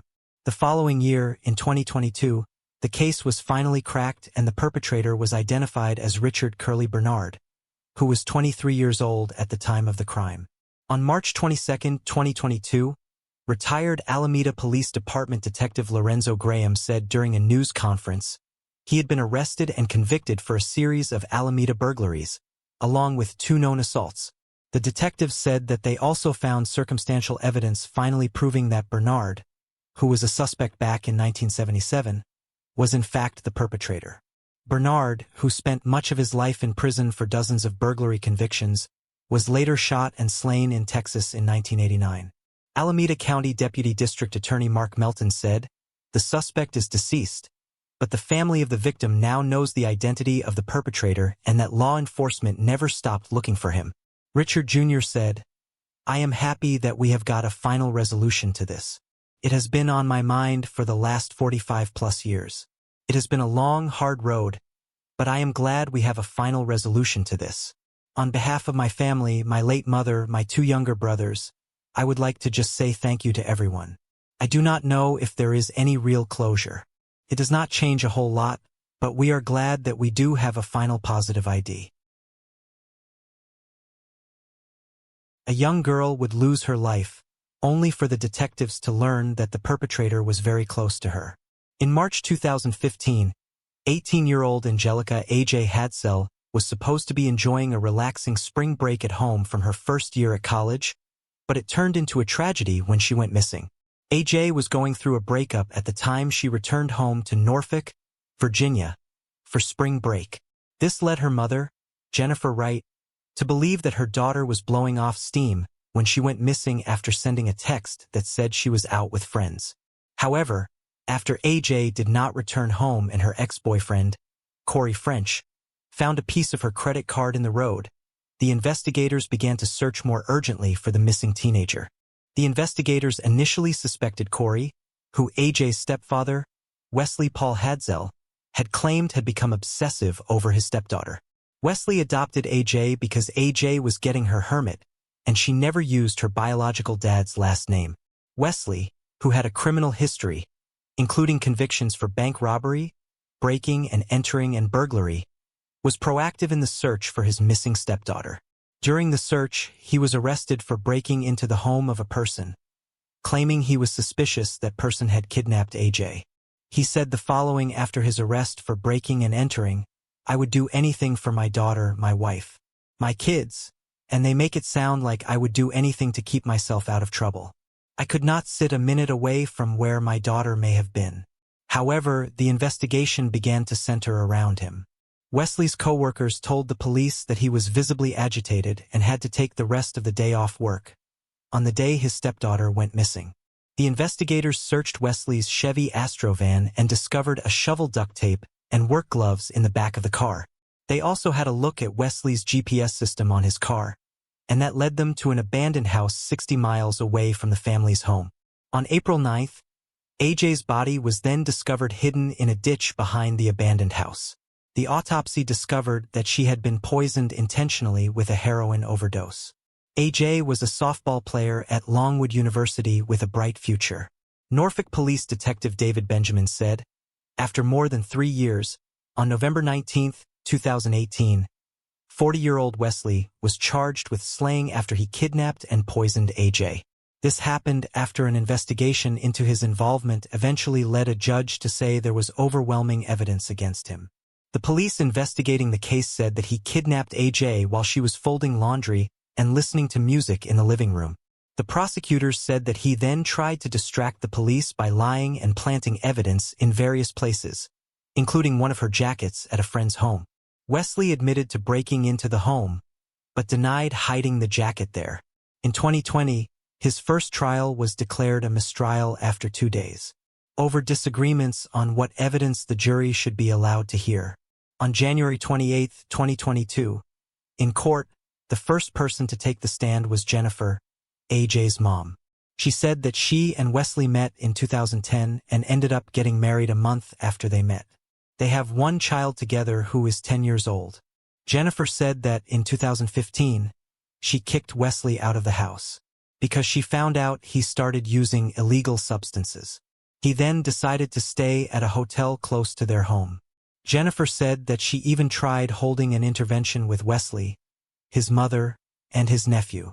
On March 2, 2015, she picked A.J. up from college. A.J. was a freshman, double majoring in information technology and computer programming. Jennifer said that on the day A.J. disappeared, Wesley called her at work to drop his personal truck off and pick up his work truck. She said that she told him to leave the keys in the mailbox just in case A.J. needed to go somewhere. When Jennifer arrived home, she testified that A.J. was gone. However, her wallet and coat were still in the home. The family also noticed some clothes of A.J.'s were missing, and a note was left on the kitchen table. The note read, "With everything going on, it is a lot to deal with." Jennifer said that she questioned the note because it did not make sense to her or her other daughters. During the search for A.J., Wesley often received tips and would go investigate them. Jennifer said that every time she found something out, she would let an investigator know what they found. Jennifer said that Wesley tried to blame Corey, AJ's ex-boyfriend, for her disappearance. Jennifer confirmed that Wesley and AJ were close, and confirmed that she does not believe he ever assaulted, touched, or made inappropriate comments toward her. She said that she did feel uncomfortable when she found out that he was doing illegal substances. The man who said that he sold illegal substances to Wesley also testified and said that he had been selling Wesley cocaine and heroin for years. A tense moment arose when Zach Hoffer, AJ's stepfather before Wesley, was prepared to make a testimony before the judge's sentencing. Wesley's attorney, James Alinson, objected, in which the judge sustained the motion, after which Zach had to be forcibly removed by authorities from the courtroom after yelling expletives toward Wesley. On April 4, 2022, Wesley Hadsell was sentenced to life in prison plus 15 years for ending AJ's life. The extra years is 5 years for concealing the body and 10 years for being caught with illegal substances while incriminated. Wesley continues to maintain his innocence. He again denied his involvement during a jailhouse interview by saying, "A house fire would end the life of a husband and father of 5. DNA technology would lead to the discovery of what truly happened on that day." On May 22, 2018, a fire was reported to Cannon City Fire at the home on the 1800 block of Pinion Avenue in Fremont County, Colorado. The firefighters then discovered the body of 76-year-old Kenneth Orchard in the charred interior of his own home, at the bottom of a stairwell near the front door. His wife, Laureen Orchard, was leaving her warm water therapy class when she got a call from a neighbor telling her that the fire department was at her house. According to an autopsy, Kenneth's cause of demise was strangulation and blunt force injuries. He had hemorrhages throughout his body and his eyes. On the inside of his lips, on the inside of his cheeks, his skull and his neck was fractured. Many witnesses came forward and told the investigators that they saw an unidentified male walking away from the Orchard residence on the morning of the fire. One witness told the investigators that she saw a male walking across Spring Creek Park around 200 yards from the fire. She told the investigators that he was in such a hurry and got into a white pickup truck and drove off. It was soon discovered that the white pickup truck was owned by Fremont Paving and Ready Mix. In April 2019, a former Fremont County Sheriff's deputy, Christopher Pape, was sentenced to 2 years in prison after pleading guilty to stealing silver ingots, nearly $6,000 in coins and other valuables from Kenneth's home while helping to investigate the case.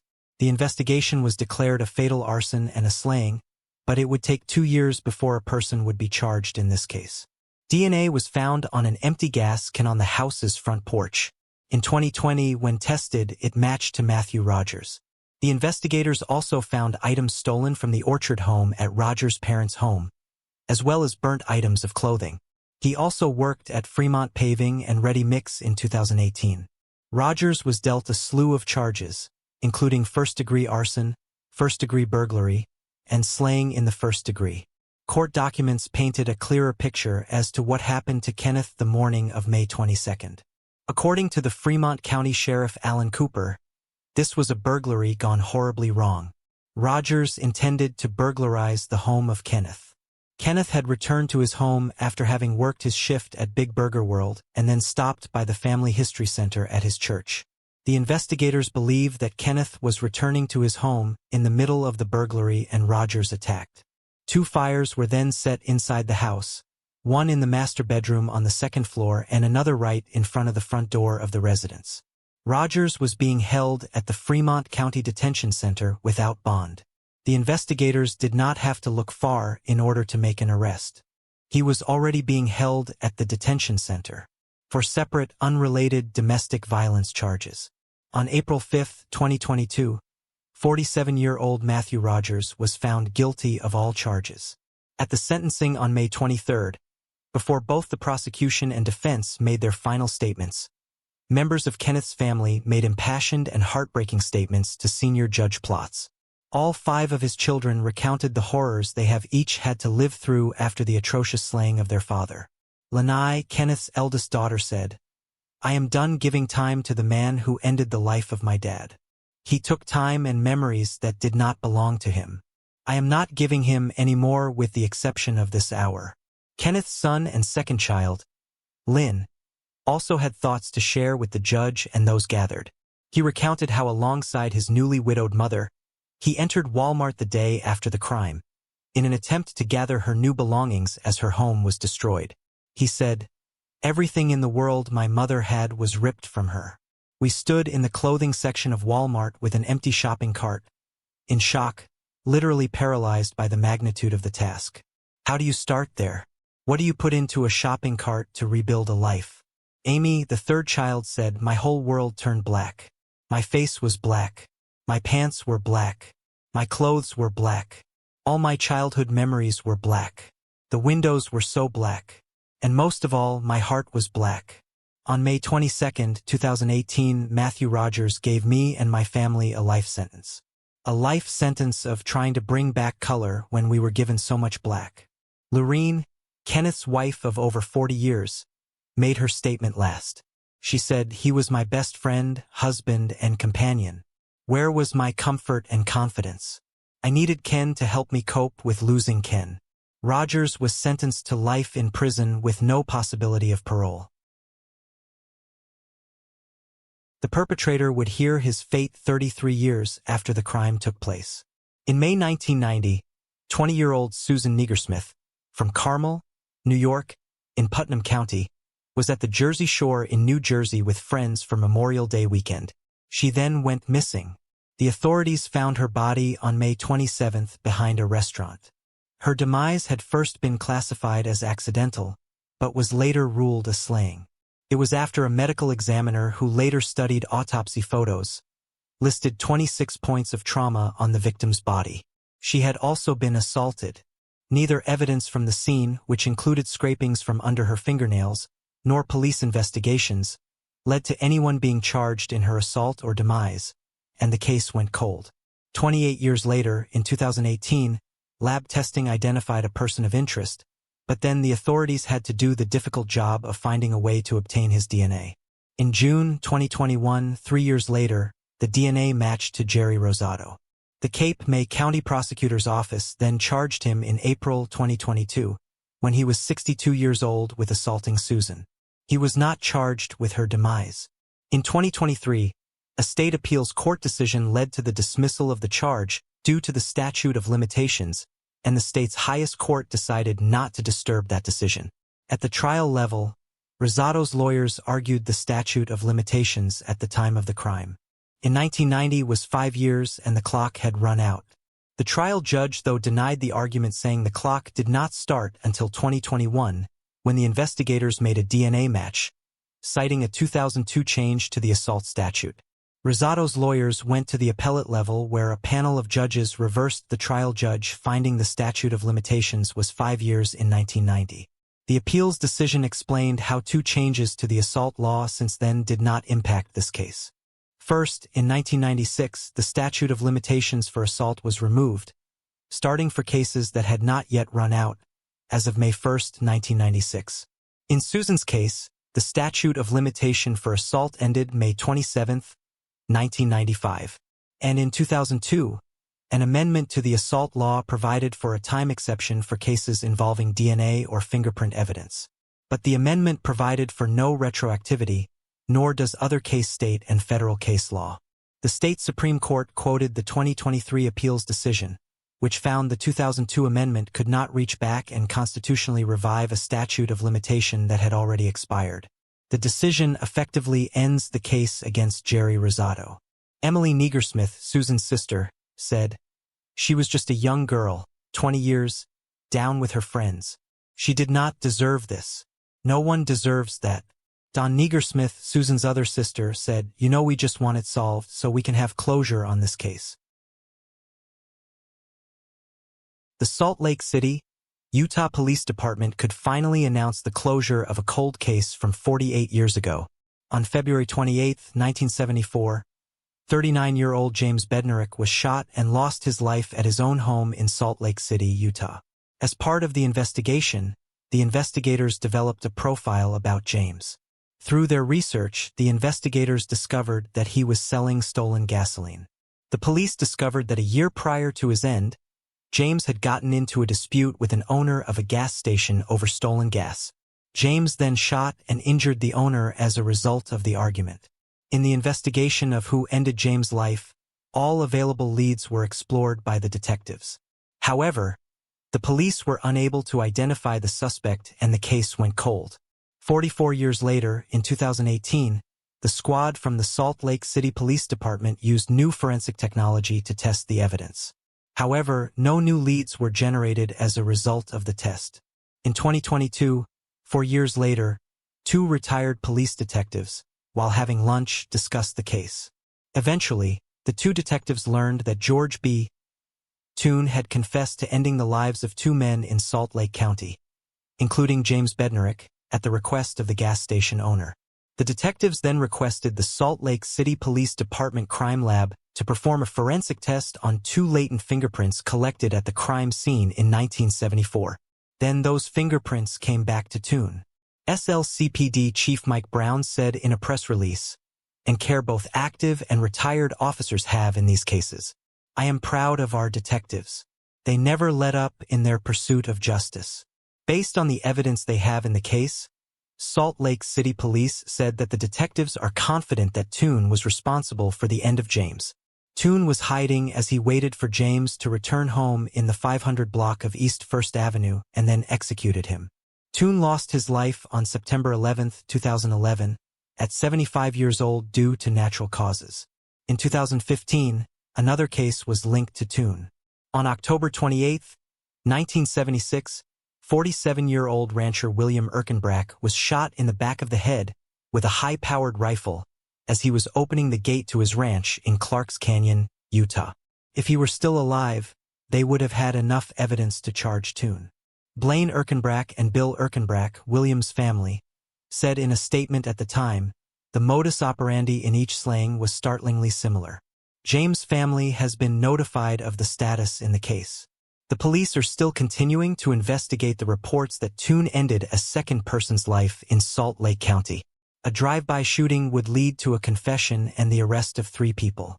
On November 9, 2018, 23-year-old Tavant White and 21-year-old Alicia Justice were found deceased in a crashed black Honda Accord that hit a cement wall of the Natchez Stew Pot in Mississippi.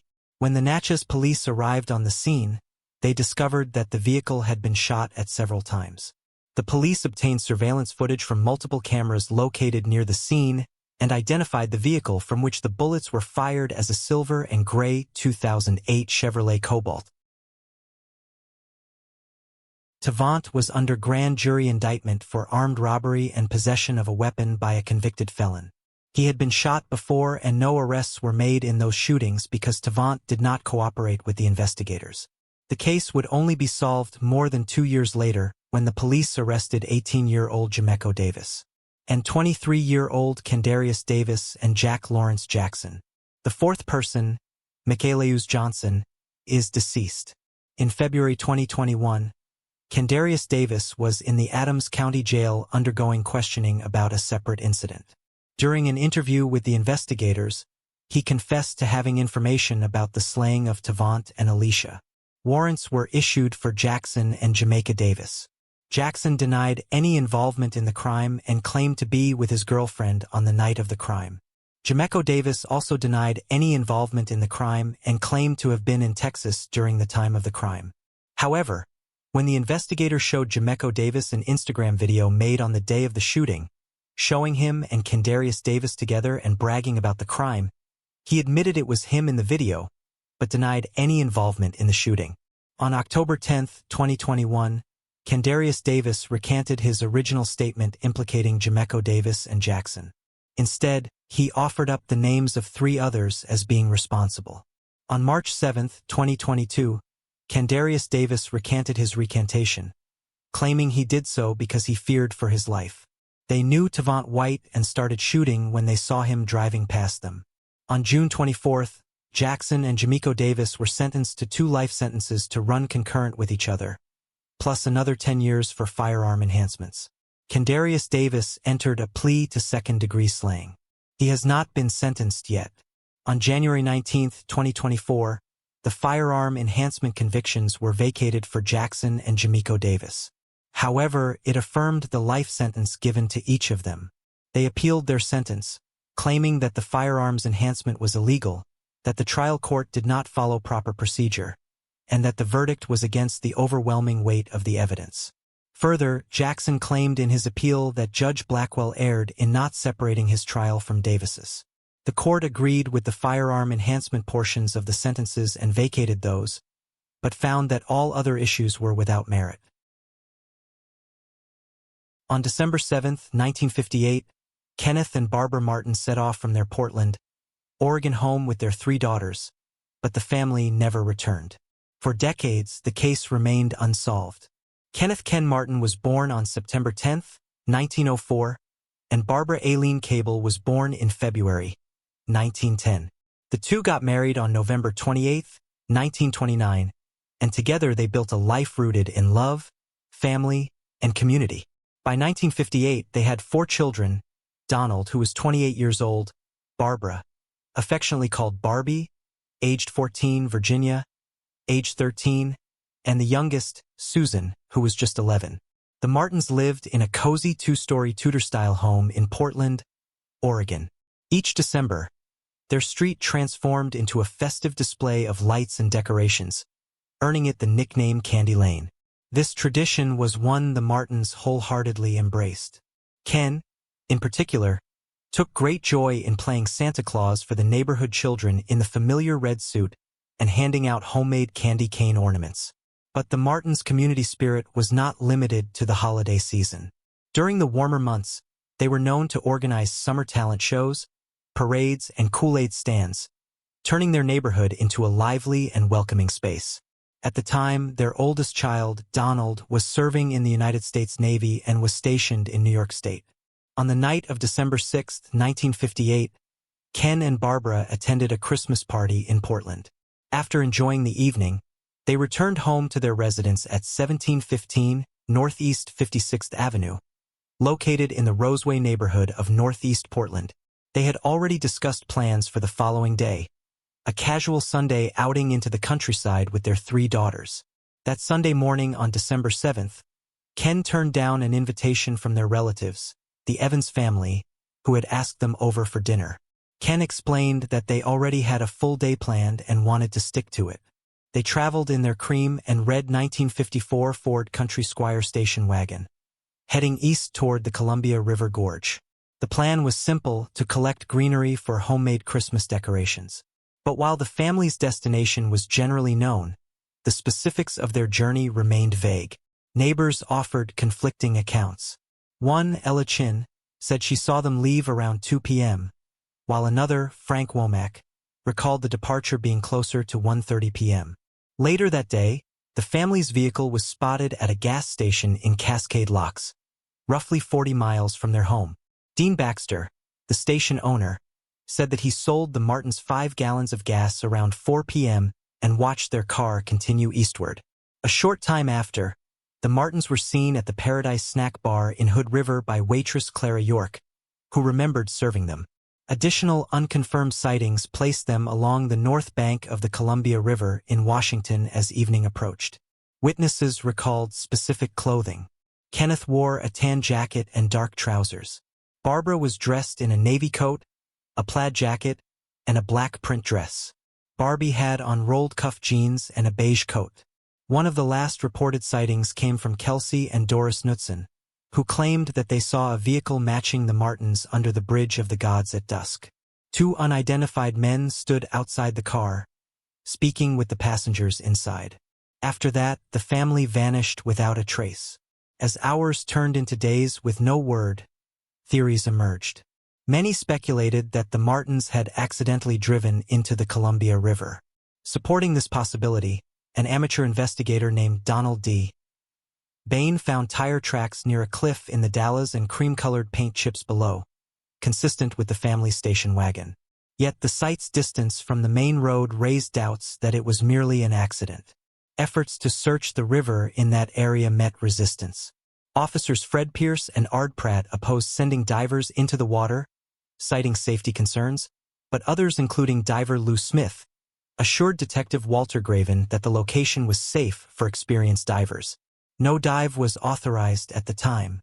Then, after almost 5 months, on May 1, 1959, a drilling rig in the river hooked onto something heavy near the Dalles but failed to retrieve it.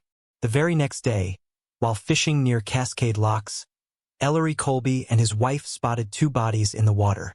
They were recovered and identified as Virginia and Susan Martin, bringing a grim confirmation that the family's fate had taken a fatal turn. Autopsies determined that both girls had drowned. However, a technician noted what he believed were bullet wounds to their heads and brought this observation to Dr. Waterman, the medical examiner. Despite this, the official report made no mention of such injuries, and no law enforcement or media sources at the time indicated signs of foul play. The autopsies also revealed the girls had eaten burgers and fries not long before their end, supporting the earlier account given by Clara York. Traces of aluminum were found on Susan's clothing, an odd detail considering an aluminum plant stood near the area where the drilling rig had made contact with something underwater. After the bodies were discovered, Dr. Waterman received anonymous threatening phone calls from someone warning him not to identify any of the remaining missing Martins. Both girls were cremated, but their urns went unclaimed for 10 years. In 1969, someone finally retrieved them, though who that person was remains unknown. Another theory soon gained traction, that the family had been abducted and deliberately forced over a cliff. In 1961, a Commerce resident wrote to the Oregon Journal, recounting that they were parked with a companion near Cascade Locks on December 7th when they saw a car pass under the railroad tracks toward the locks. Just moments later, they heard screaming. Upon investigating, they found nothing, but the memory remained unsettling in light of the family's disappearance. Donald Martin, the eldest son and only surviving member of the family, was living in New York at the time of the incident. Despite the gravity of the situation, he did not return to Oregon to assist in the search for his parents and sisters, claiming that his Aunt Charlotte advised him to remain in New York, but Charlotte denied this, expressing confusion over his absence. Donald also failed to attend either of his sisters' memorial services, later claiming he had confused the dates. As the sole heir to the Martin estate, Donald inherited a total of $36,000, which included a $14,000 double indemnity policy, $6,000 in additional insurance policies, and $13,000 in savings, a sum that would amount to over $370,000 today. Detective Walter Graven grew suspicious of Donald, particularly after uncovering details of his troubled history. 4 years before the disappearance, Donald had been dismissed from his job at Portland's Meyer and Frank department store for stealing more than $2,000 worth of merchandise. In a report, Graven noted that Donald confessed to the theft, attributing his behavior to emotional distress. Donald claimed his relationship with his parents had become strained after revealing to them that he was gay. He had reportedly insulted his mother, calling her a fat slob, and expressed resentment toward his father. He even went as far as to say he feared his sisters would grow up to be just like them. Additional reports indicated that Donald had faced theft allegations in New York and was undergoing psychiatric treatment there. When Donald eventually returned to Oregon, he told the investigators that important documents were missing from his father's desk, including tax returns and a bank ledger. Around the same time, a white 1951 Chevrolet was found abandoned in Hood River, not far from the last known location of the Martins. The car had been stolen by ex-convict Lester Kenneth Price, who had taken it from a friend in Venice, California. Near the abandoned vehicle, a woman's glove was discovered, but it was determined not to belong to Barbara Martin. Donald passed away in October 2004 at the age of 73, leaving behind 3 children. He was buried with his wife at the National Memorial Cemetery of the Pacific. From early on, Multnomah County Police leaned toward the belief that the family had been victims of foul play. The tire marks leading from the road's edge to the cliff suggested that the vehicle may have been intentionally pushed.